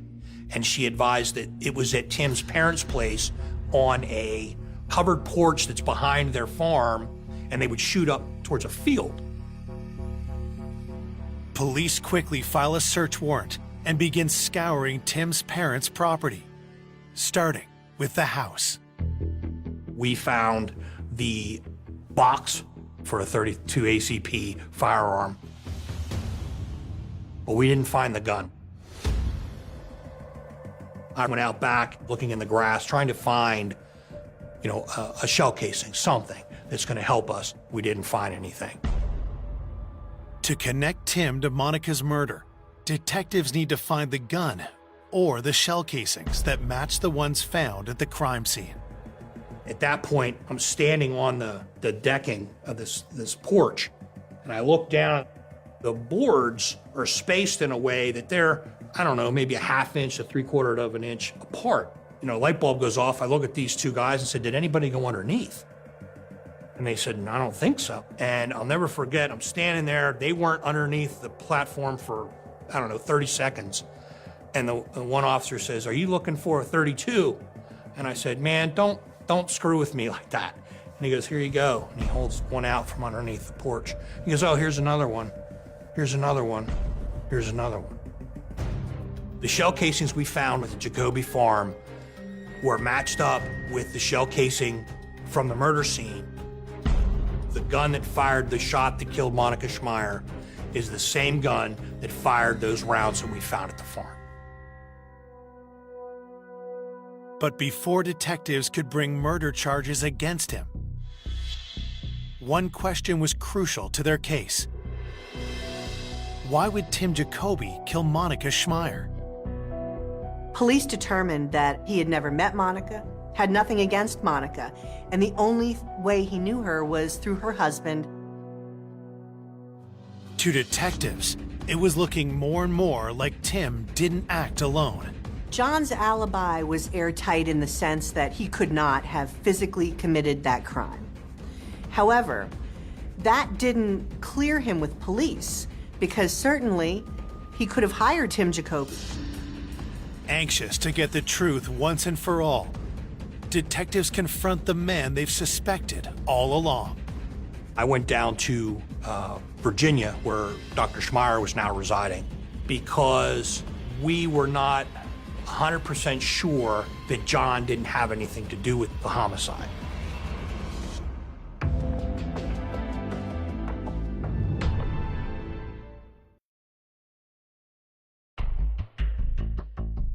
Police have strong evidence implicating Tim Jacoby in the murder of Monica Schmeier. But they suspect that Monica's ex-husband, John, may have ordered the hit. We've identified Tim Jacoby as a suspect, but now we need a motive. Well, how does Tim Jacoby know Monica Schmeier?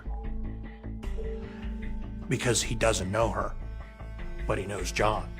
Did John Schmeier and Tim Jacoby conspire to kill Monica Schmeier? John and Tim would socialize together. According to John, that's where Tim learned about Monica and the envelopes of money. When we questioned him further, he said Tim knew that Monica would have cash at the house because that's what John told everyone. He knew that Monica lived by herself because that's what John told everyone. Tim Jacoby took that information and he devised in his mind the perfect crime. It's a plausible motive. Still, to test the theory that John may have paid Tim to carry out the murder, detectives searched the financial records of both men. We're trying to find any kind of financial connection between John and Tim, we left no stone unturned. We were finding nothing. Yet detectives know that John had placed a call to Jacoby on the day of the murder. When we inquired with John about why this phone call had been made, he related that, well, he had called Tim to let him know that he was meeting with Sarah because he didn't want Tim to think there was some kind of relationship between them or that John was trying to formulate a relationship with Sarah. Without any evidence to implicate John in his wife's murder, detectives finally clear him as a suspect. I believe that John, as quirky as he may be, had nothing to do with the homicide of Monica Schmeier. No one other than Tim Jacoby committed this crime. On October 9th, 2012, Timothy Jacoby is charged with first-degree murder. Someone she had never met that John knew, the whole thing was just surreal. 2 years later, the case goes to trial, and prosecutors lay out how they believe Monica's murder unfolded. We believe that afternoon, Tim signed out the van in Lancaster County. He came across, parked the van, walked up to the home, whether he knocked on the door or he rushed the house, whatever, he overtook Monica, whether it was by surprise or by force. At some point, she made a run for the phone, at which point she brought the phone up to make the call, and she was shot. Worried police are on their way, Jacoby panics. Tim, in haste, grabs what he sees on the counter, walking with a purpose, with an envelope in his hand, and leaves.